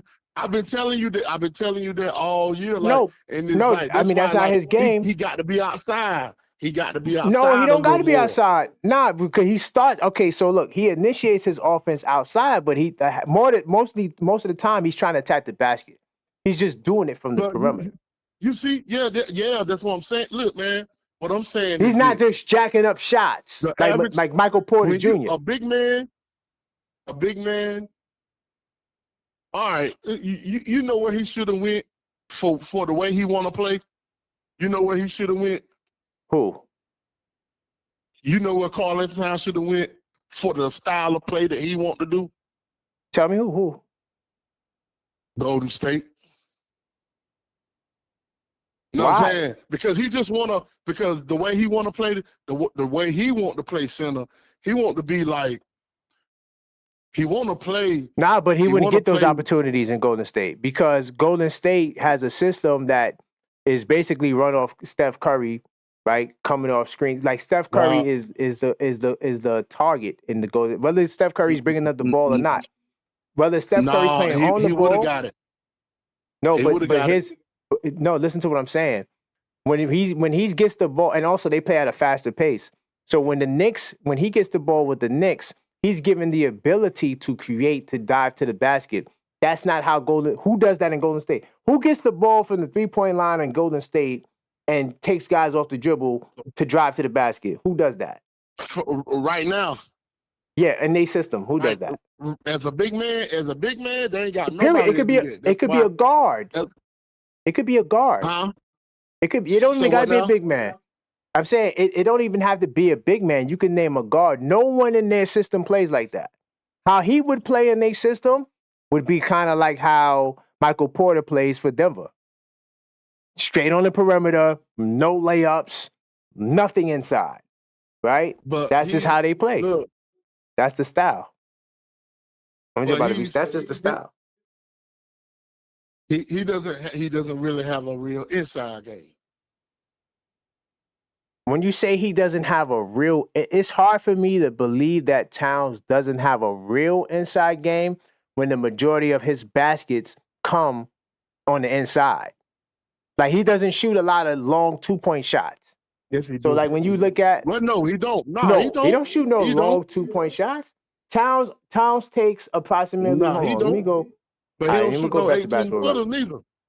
So I'm gonna look at the long 2 shots. Yeah, he don't. That's what I'm saying. So what Towns does is either he shoots the 3, right, or he attacks. A lot. He drives to take it to the basket. That's what he's mostly doing. He's mostly driving to the basket, and then he might get an offensive rebound or 2, and then go back up, right? Yeah. So that's really what his game has been. Hold on, I'm gonna pull up the shots because see, this is why we gotta look at the numbers because the numbers actually tell what's going on the floor. Like our eyes all the time. Sometimes your eyes can deceive you. You think you're seeing what you're seeing, but you're not really seeing what you're seeing is happening. No. And I'm not saying you personally. I'm watching this whole entire. No. I'm not talking about. I've been watching this game his whole life. You know what I'm saying? No, but I'm speaking in general. What I'm saying is, every now and then. Mm-hmm. I wasn't calling you out, though. I'm just letting you know that. I can't hear you breaking up. I'm sorry. I said I wasn't calling you out. I was just speaking in general. This is Towns. I got it on the screen. This is Towns' number, right? So Towns shoots 16.7 field goals a game, right? He shoots 5 threes a game. That means that the other 11 field goals are somewhere near the basket. Either he's diving from the top of the key off a screen, right? Or there might be rebounds, or there might be rebound, or there might be a putback. Or he might be cut to the basket. No, what I'm saying, but the bottom line is, the point that I'm saying is that you're saying that he doesn't want to be on the inside. That's not really true. And I could really go a step further. I don't want to do that. I could go to NBA.com, because I'm on Basketball Reference right now. NBA.com will tell you. Want to be in the inside. No, but NBA.com tells you, they tell you hook shots. They tell you how many hook shots a brother takes. Like, it's like we could really get detailed. I don't feel like doing that right now. Go to that. Go to that, man. Because you need to go to that. You need to go to that. All right, I'm gonna go to that. All right, cool. I seriously doubt I know he ain't taking them. I know So he hold taking on. no hook So, shot. but to bring it back to Cleveland, while I'm gonna jump out of research mode while I do this, because All right. because it's gonna take me to the while I search to find it. But anyway, so to bring it back to the Cleveland point, Evan Mobley does not initiate offense himself. Like that's not no. They, I No, mean, yes, look, he does. Yes, he does. no, He no. can put the ball. No, what I'm saying is, yes, does he? Of course, everybody. OG Anunoby creates his own shot. Of course, everybody who gets buckets, like in getting buckets, is like scoring like 14 or more. Some of that's going to be in your game where you get your own shot. By the way, Deuce McBride is the point guard, right? Sometimes he curls or Right. comes off screens, but Deuce has to initiate a lot of offense. Yes, the Knicks, they move the ball a lot, so everybody gets assisted on that time. Even Brunson gets assisted on. But Deuce can get his own bucket, bro. I'm sorry. Deuce is not living off people passing him the ball. Does that happen? Of course, especially when he plays with Brunson. But Deuce also gets his own. That's another thing I just wanted to clear up. But go ahead. Because you talking about Cleveland, man. You must be a Cavaliers fan, man. No, just watching. I just watched that game, man. I just watched that game. I just Okay. noticed, but and another thing is, I noticed how you keep ignoring these dudes. You know what I'm saying? I'm not You keep ignoring them. these dudes. I'm not ignoring them. I'm willing to You even keep say, ignoring them. I'm willing to even say, because I think Boston will overtake them in the standings. I think eventually Boston will catch them, and they're going to start to play more tougher teams. And so the They record, don't played each other twice now. yeah, they played each other twice, but they lost to the Hawks twice too. So to everybody like getting on us for losing to the Hawks, I hope you have that same energy for them. That's all I got to say about that, because they lost to the Hawks twice too. They're a tough team, man. You know what I'm saying? Atlanta's a tough team. The Hawks could be beat, bro. I mean, bro, the Hawks could be beat. Yeah. Like, come on, bro. Yeah, Like, they can be. They like, can be. They can. that was a bad look, loss, man, bro. One thing you gonna best believe: every team in the NBA gonna be beat. You know what I'm saying? Yeah, that's a it. fact. Yeah, you can't avoid it. But I'm just saying, like, that was a bad loss, bro. At home, you 8-3 at home. You just coming off winning 6 games in a row. This is a team that doesn't like you. Number, boy. Yo, but you know, they say that. You say that, right? But yo, let's keep it real. I mean, he won one playoff series against us, bro. That's it. In the regular season, we cooked them. But how many times have y'all played them in the playoffs? Just one series. Well, we played them 3 series overall, but we played them 1 series in the recent times, and they won that. But we won the previous 2 series that we had. Back in the day, you got to go all the way back. So my thing is that I'm talking about Trae Young, though. Yeah, he only beat us. He beat us 4 games to 1. Okay. In the playoffs. But like I said, that's 1 series. But in the regular season, he's 7-14. So all this talk about, he in the garden, he killed. No, that's cap, bro. It's not real. So he giving you the business when it matters the most. Yeah, exactly. That's what I would say. When it matters the most, and this NBA Cup game was the best example of it, and he definitely gave us the smoke. See, I'm having okay. There you go. Okay, cool. I think hold on. I think we getting there because I'm still looking this up because you want to see it. Okay. I just got to navigate through it because it's just so much stuff. When you get to the advanced stats, it's like so many different things you got to check down and think. But I think I found it. All right, cool. I'm back in the research mode. Because he wants to see. This is Karl-Anthony Towns, by the way. No cap, no fluff. No cap, no fluff. And by the way, to all the people in the crowd, right? I know y'all still feeling some type of way about that Hawks loss. Don't let one loss take you off the vision and the prize. This team is a work in progress, right? And hold on, wait, let me get this out because some of the people in the crowd. Ain't nobody losing no sleep over that, man. Some of these Knicks fans definitely was losing sleep. First off, do you understand that at the Knicks game, the Knicks Pacer game, I was outside the Garden for Game 5 after the game, right? Because I was nearby, I was watching the game, and I said, "Yo, I'm gonna pull up at the Garden, right? Cool. I pull up the Garden. You know what they chanting? You know what they chanting? What? F Trae Young, F Trae Young, F Trae Young. Why are we saying F Trae Young and we're not even playing Trae Young? Like that right there. So if you yelling F Trae Young and we're not So even playing him, he's the new Reggie Miller. Is that what it is? nah, I ain't gonna give him that much credit, but he's the new villain for sure. Reggie Miller. Yo, we was playing the Pacers every other year. You see what I'm saying? We played them like 6 times, 5 times in the 90s. So we had some real encounters, bro. We ain't talking about no regular season. We talking about postseason hate battles. We don't like you. Yeah, like serious. All right, cool. So look, we're looking at the numbers right now. All right. So right now, it says here when you look at general range, catch and shoot, frequency 27.7. So 27.7% of his shots is catch and shoot. 8% of his shots is pull-ups.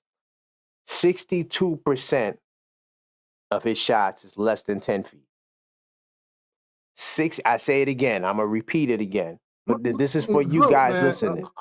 Look. See, now you don't want to hear the numbers. But that could be it. But that you know what that is. You know what that is. That's rebounds.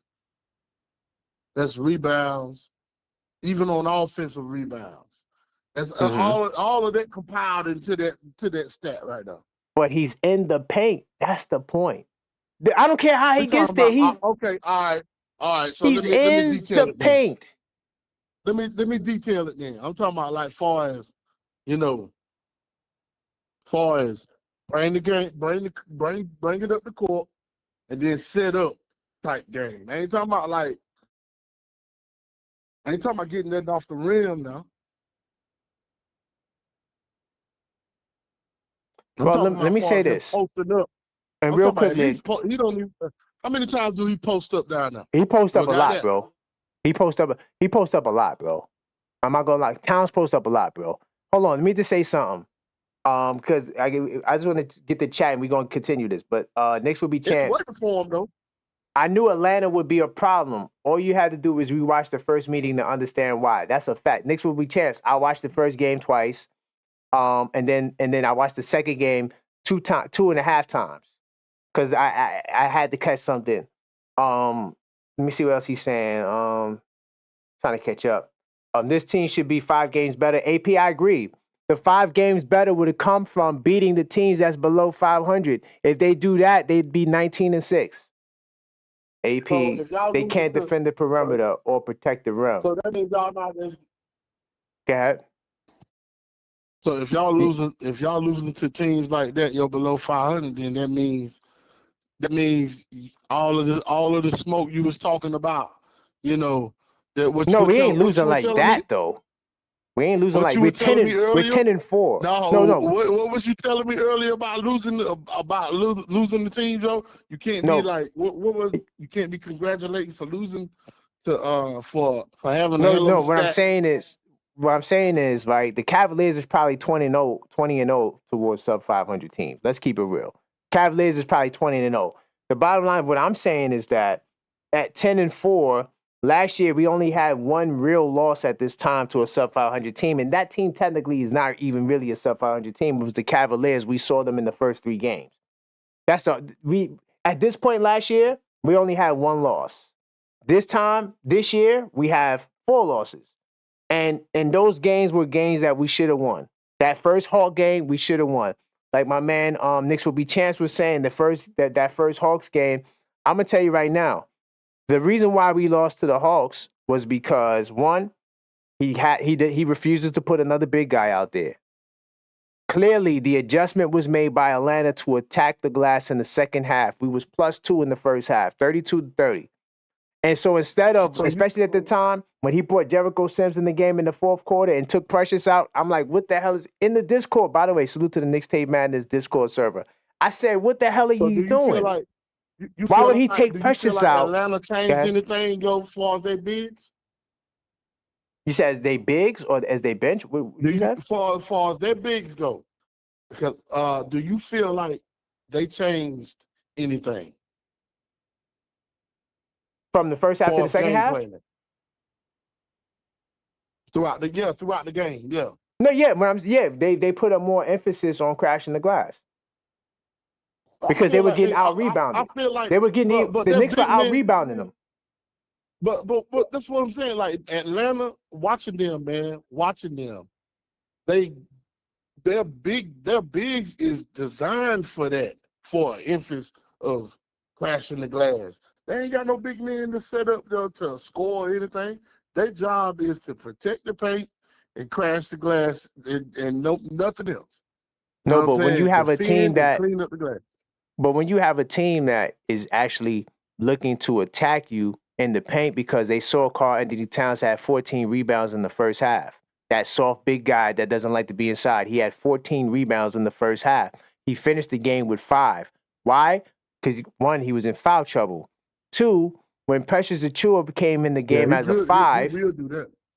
when Precious Achiuwa came in at the 5, he was being out hustled, out muscled, not hustled, because Precious was hustling. I'm not trying to take no slice or shouts at Precious, but it's just that he was undersized, and those guys, they all jump out. Everybody who's on the Atlanta Hawks and there's a wing, they all jump out the gym. They 6'8", 6'9", all of them, especially off the bench. Everybody's like around 6'7", 6'8", 6'9". So Clint Capella, but Clint Capella job has always been to do what?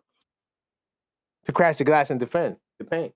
Exactly. And the other man and the other guy that they rotate Okongwu. around. I like Okongwu too. They backup center Okongwu. He's nice. I like him. Yeah. That's the guy I'll trade for. All their games damn near the same, really. You know what I'm saying? They're using the same way. Like crash the glass. The other guy, he's just a lot more athletic.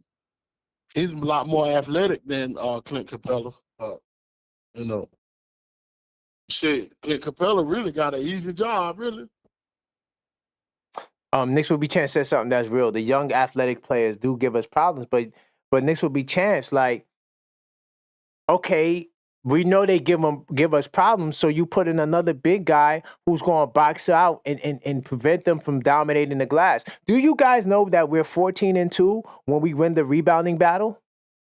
The only game we won where we lost the rebounding battle to was against the Toronto Raptors, and that was recently. That was like 2 games ago. But they ain't got no big though. They do. They got Portal. You crazy? Portal's Portal is not really though down there. They got Portal, man. He's a walking double-double, bro. You said you watch all the games. You don't watch Toronto? Hold on. Who? Jacob Portal. You breaking up? I'm breaking up? Hold on. Let me check say that again. Portal. Jacob Portal. You can hear me now? Hold on. Let me just double check my settings right quick. No, because sometimes my mic changes up. A little bit. Oh, yeah. It switched on me. Sorry, y'all. Sorry to the callers, yo. I sound way better now, do I? Yeah, you sound way better now. Yeah, because my computer mic, for some reason, the calls do that. By the way, salute to Maxine for the super chat. But yeah, I was saying Portal. He's a walking double-double, bro. He's a problem on the inside. But I'm going to tell you like this. If Toronto Raptors had Quickly in them guys for the whole year, you see Scottie Barnes just got hurt, Toronto would be up there in like talking about playing or like 8th seed. Scottie Barnes, he been out for a minute. And he just went out again. He against us, he hurt his ankle. Messed up, bro. Yeah, it's messed up. And if they had their team, they'd be a problem. So that's the only team we beat with not winning the rebounding battle. So that means that if you're losing on the glass, the priority has to be the glass. Because that's the key, the secret key to our success. Yeah, we know we 11-1 when we get 30 assists. That's cute. That's nice. That's fancy. But let's keep it real. All of our wins have been coming from us dominating the glass due to our big man, Karl Anthony Towns, the big bodega. He's the reason. So if you see Atlanta starting to pull away on the glass, you got 8. You said that white boy walking double-double, man. He's a walking double-double, bro. And that's no cap. No, he ain't. Wait, what? Hold on. You saying Jacob Portal is not a walking double-double? Listen, this is a Knicks show. He didn't get before rebound the other night. That's one game, bro. Come on, bro. That's one game. Let's go to another game. Okay, but hold on, real quickly. Are you going to jump off this Karl Anthony Towns points? Because I could go further. Because I got it on the screen. He had 7 rebounds against the Mavericks. Hold on, whoa. We're not talking about Portal right now. I don't care about Portal. This is a Knicks show. We talking about Towns right now. All right. Let's stick to Towns. You say you're walking double though. You know what I'm saying? Nah, he is. But I'm talking about Towns right now. So Towns, he's shooting 62% of his shots is less than 10 feet, and he's shooting 58% from the field at that range. So you got to knock off that he's not a big man. You got to knock that off, brother. Like we got to stop. I'm gonna tell you what it is. He's a big man. He's a tall dude. He don't want to be a center though. You know what I'm saying? He just happened to be tall. Okay, so now I'm gonna double down. I'm gonna double down. Hold on. When you look at everybody else that's shooting, man, they missing a lot of shots. So look, when it comes to the closest defender, like how close somebody's on him, tight, very tight, open, 51% of his shots is coming from tight defense, 2 to 4 feet. So he's doing it matched up. He's not just outside taking long range bombs because only 13% of his shots is when he's wide open. So he's taking it to these brothers' chests, bro.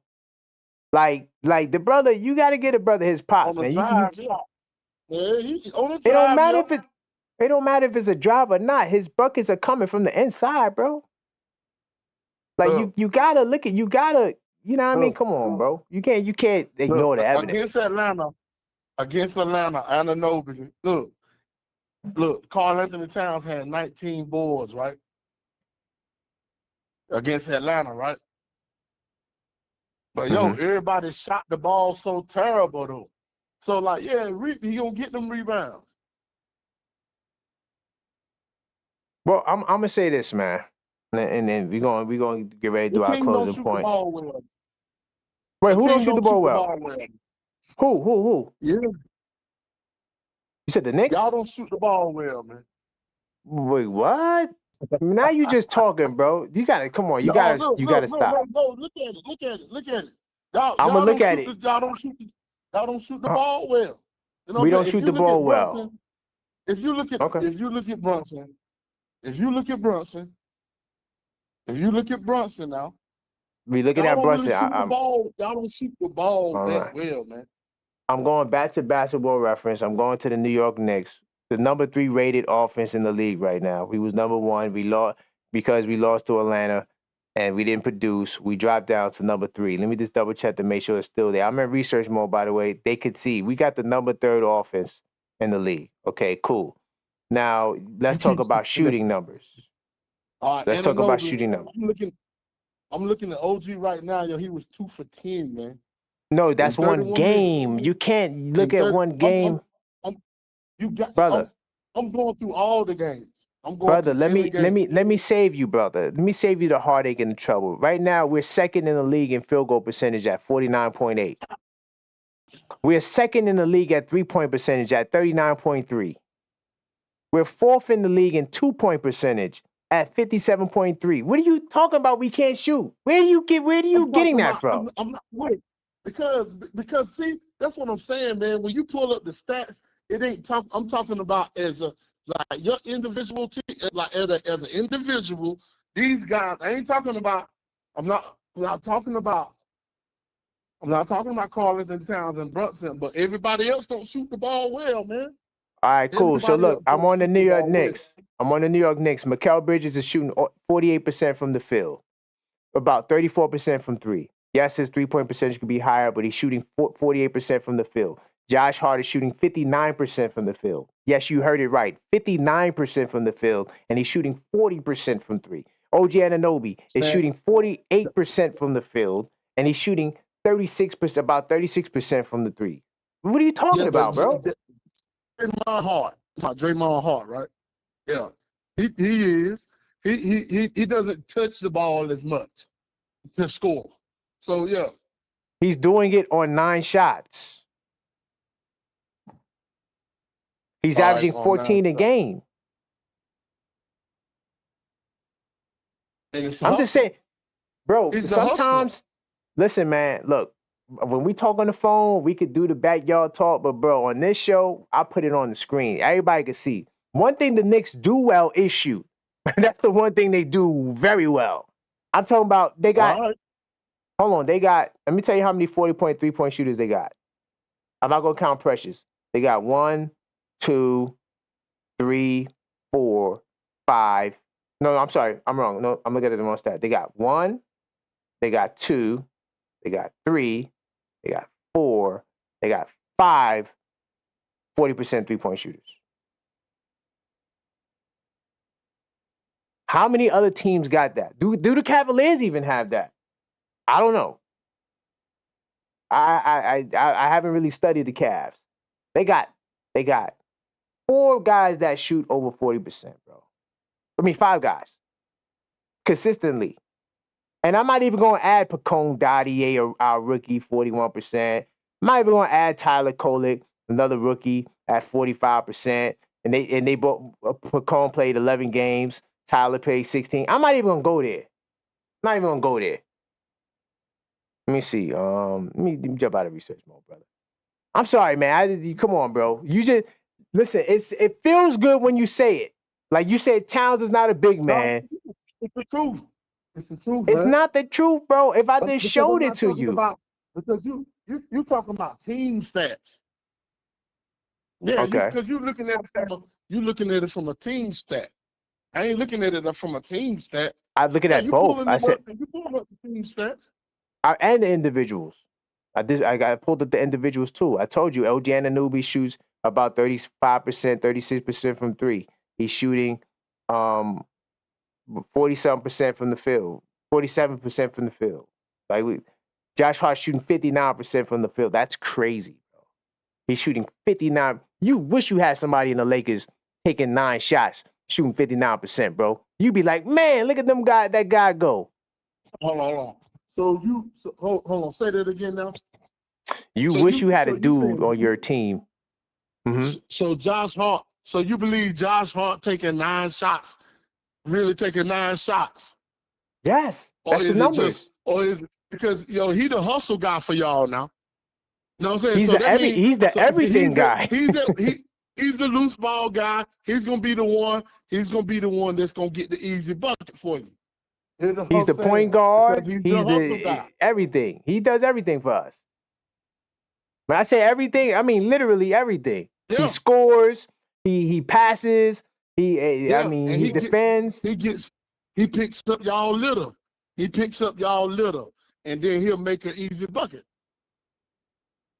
I mean, the reason why the buckets is easy because he has. I know you wish you had him. I know you wish you had. Yeah, I know you did. I was gonna say that. We did. But because we need a cleanup man like that. Nah, you do. We need a guy that can do. Like that. Y'all need a lot though. I ain't gonna lie, yo. Y'all team is just y'all team. Yeah. No, my team ain't. My team will give your team a run. Yeah, okay. When we meet up with the Knicks, y'all you think y'all gonna run with us? I think y'all might win. By the time y'all play us, our team will probably be back. But y'all ain't gonna just. I think y'all might win because the Knicks is. We known for losing to teams like Utah randomly. Like we'll lose a game like that. You know what I'm saying? Like we lose to the Lakers every year. Now you backtracking.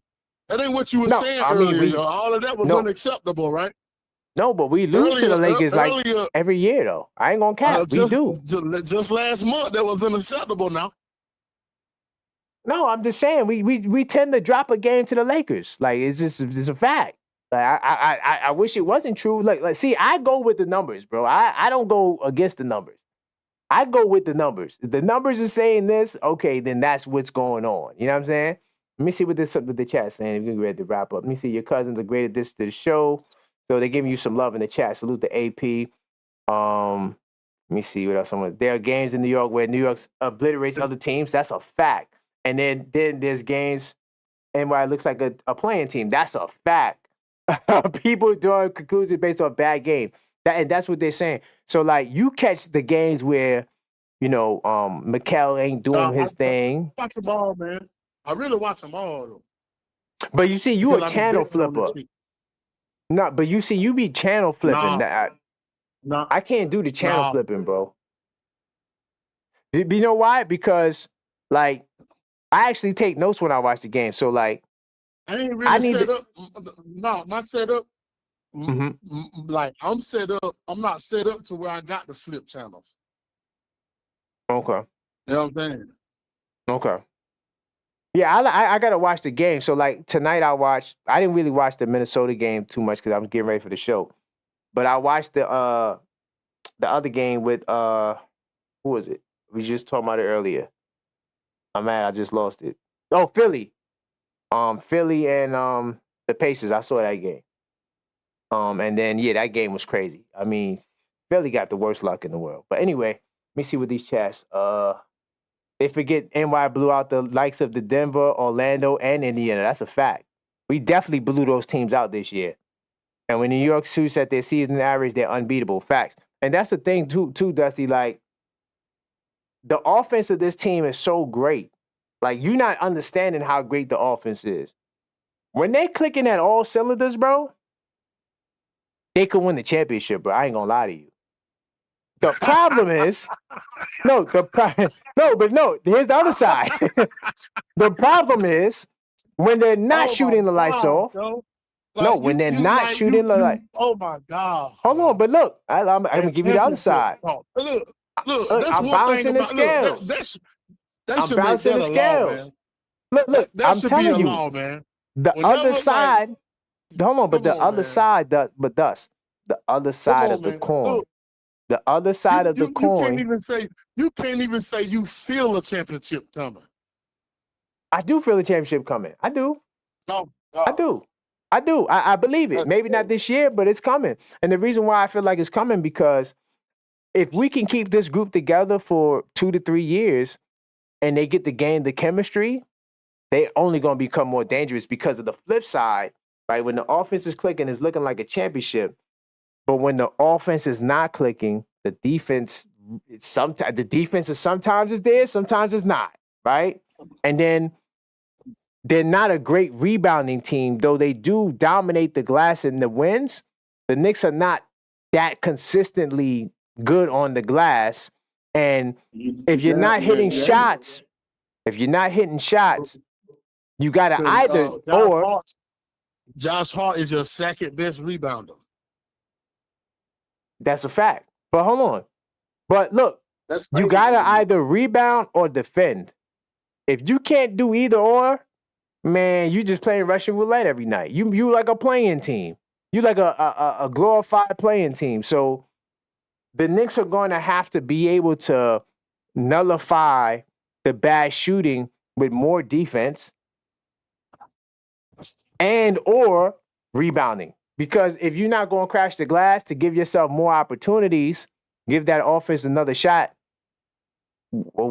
how you going to produce? How you going to win? See, that's what Boston, like, we're trying to be like Boston, but we don't have all the ingredients that Boston has because Boston has no weak links. They have shit, boy.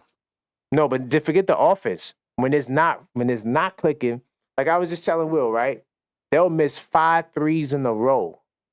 5 threes in a row, and the other team is not even going to shoot. Bro. Get a shot up and make a shot.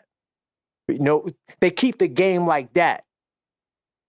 They keep the game like where, okay, our offense ain't clicking tonight, but guess what? We're going to defend like our lives. We're going to defend like our lives on the line. And the Knicks don't have that. We don't have it where the defense is on to that degree yet. And I'm hoping they could get there. But right now, we got to keep it real. By the way, salute to the sporting page for chiming in. I think we might have to put this show back like a little later. I think we might have to do after 11 o'clock start. You know what I'm saying? I think because I'm a vampire. Like, this is the time I thrive, right? I'm a late night guy. I think we might have to consider pushing the show back. But by the way, this is the schedule up on the screen. You can see we got shows lined up, and all these shows are scheduled. I think they all scheduled. So be sure to be here next week, 10:45. We're going to do another Knicks call up. Be sure to call up. Dust, you got any final words you'd like to share with the people? Nah, I ain't got none, man. Okay, man. So yeah, salute to Dusty, man. Definitely my cousin looking out, showing some support. I know this is a West Coast show, but a New York show. I said West Coast because I'm reading the chat. This is a New York show. And he, he's coming from the South. Oh yeah, okay. Knicks will be chance say he's West Coast. It's only 11 p.m. here. Yeah, I think I might push it back. We might push the show back an hour or 30 minutes.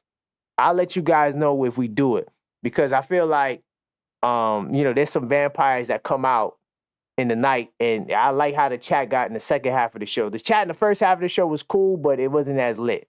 But I want to give a big salute to Sport and Page channel members. By the way, join the channel. It comes with a lot of perks and benefits if you do join the channel. I gave the channel members actually an opportunity to send me a text message, and I call them like VIP call-up status, especially when the show gets crazy. The members will definitely have a lot more access. So salute to the Sport and Page. Salute to Knicks will be Chance, another channel member in the building. Salute to AP. AP says I work overnight. Yo, man, we might have to do Dust. What you think? You think I should push the show back an hour? I think we might have to push the show back an hour, man. I was sitting there thinking, damn, yo, shit. You messing with me then. I probably could give you about an hour. Well, whatever you could give me, you could get. Whatever you could give me, you could give me. But I'm noticing like the chat is becoming more, you know what I mean? More interactive. Salute to Knicks 100. Yeah. Salute to Maxine, of course. Salute to definitely Maxine. Salute to everybody that tuned in, man. Salute to Simon. I think his name is Dorcosaurus Rex. He called up. So salute to Simon for calling up. And definitely, Maxine, what's going on? I see the What's the for? I gave you a big time salute. Maxine says, we gotta stop we gotta stop the show. Oh, hit the thumbs button, like AP said. Get the likes up, hit that thumbs button. I'm trying to see what Maxine's talking about, man, before I get up out of here. But I do want to give you a salute. I see you guys on Monday. This week inside the New York Knicks. Maxine must be delayed. She's saying But yeah, man, that's let me see. This is pushing the show back talk. Oh, okay. Maxine don't want me to push the show back. Oh, okay. But Max, man, we might have to go with the algorithm, man. You know what I'm saying? I think the algorithm on the Friday nights is like, yo, we want to hang out. We ain't got to work the next day. I'm a vampire. I go to sleep. I ain't gonna lie. Like, I probably won't go to sleep till like 4 or 5 tonight. You know what I'm saying? I went to sleep like 5 o'clock last night. So I'm about to crash, man. My son got a game in the morning, man. Hold on. This would be Chad says, I watch a lot of Lakers chats. They still crying over not getting DeRozan. Oh, God. You crying over not getting DeRozan? Ooh. Huh? Lakers fans. That must be on the West Coast. Yeah. Because you would see. Like, I think it's a difference. Like even with Knicks fans, like even if you live, because a lot of Knicks fans don't live in New York. So even if you like don't live in New York, but you from New York, I think it's a different vibe, bro. I think the New York Knicks fans, it's like, yo, man, like yeah, we gonna fight for these Knicks, right? Somebody know one Knicks fan, man. You only know. Oh yeah, is he from New York or he from Carolina? Because it don't count if he's from New York. No, they born and raised down here in Wilson, man. I only know one Knicks fan. Okay. I mean, and she like and she know the game well too. She know the game well, yo. Wow, salute to David. He's tuning in from Montreal, man. Salute to Montreal, man. New York City, salute to Montreal. Yeah, man. Yo, I don't know. I gotta talk to Maxine, man. She the executive producer of this show, man. We gotta see what we're gonna do, man. But yo, that's all for this pod, man. Thank you, Dusty, for tuning in. And until next time, y'all. Let's go Knicks.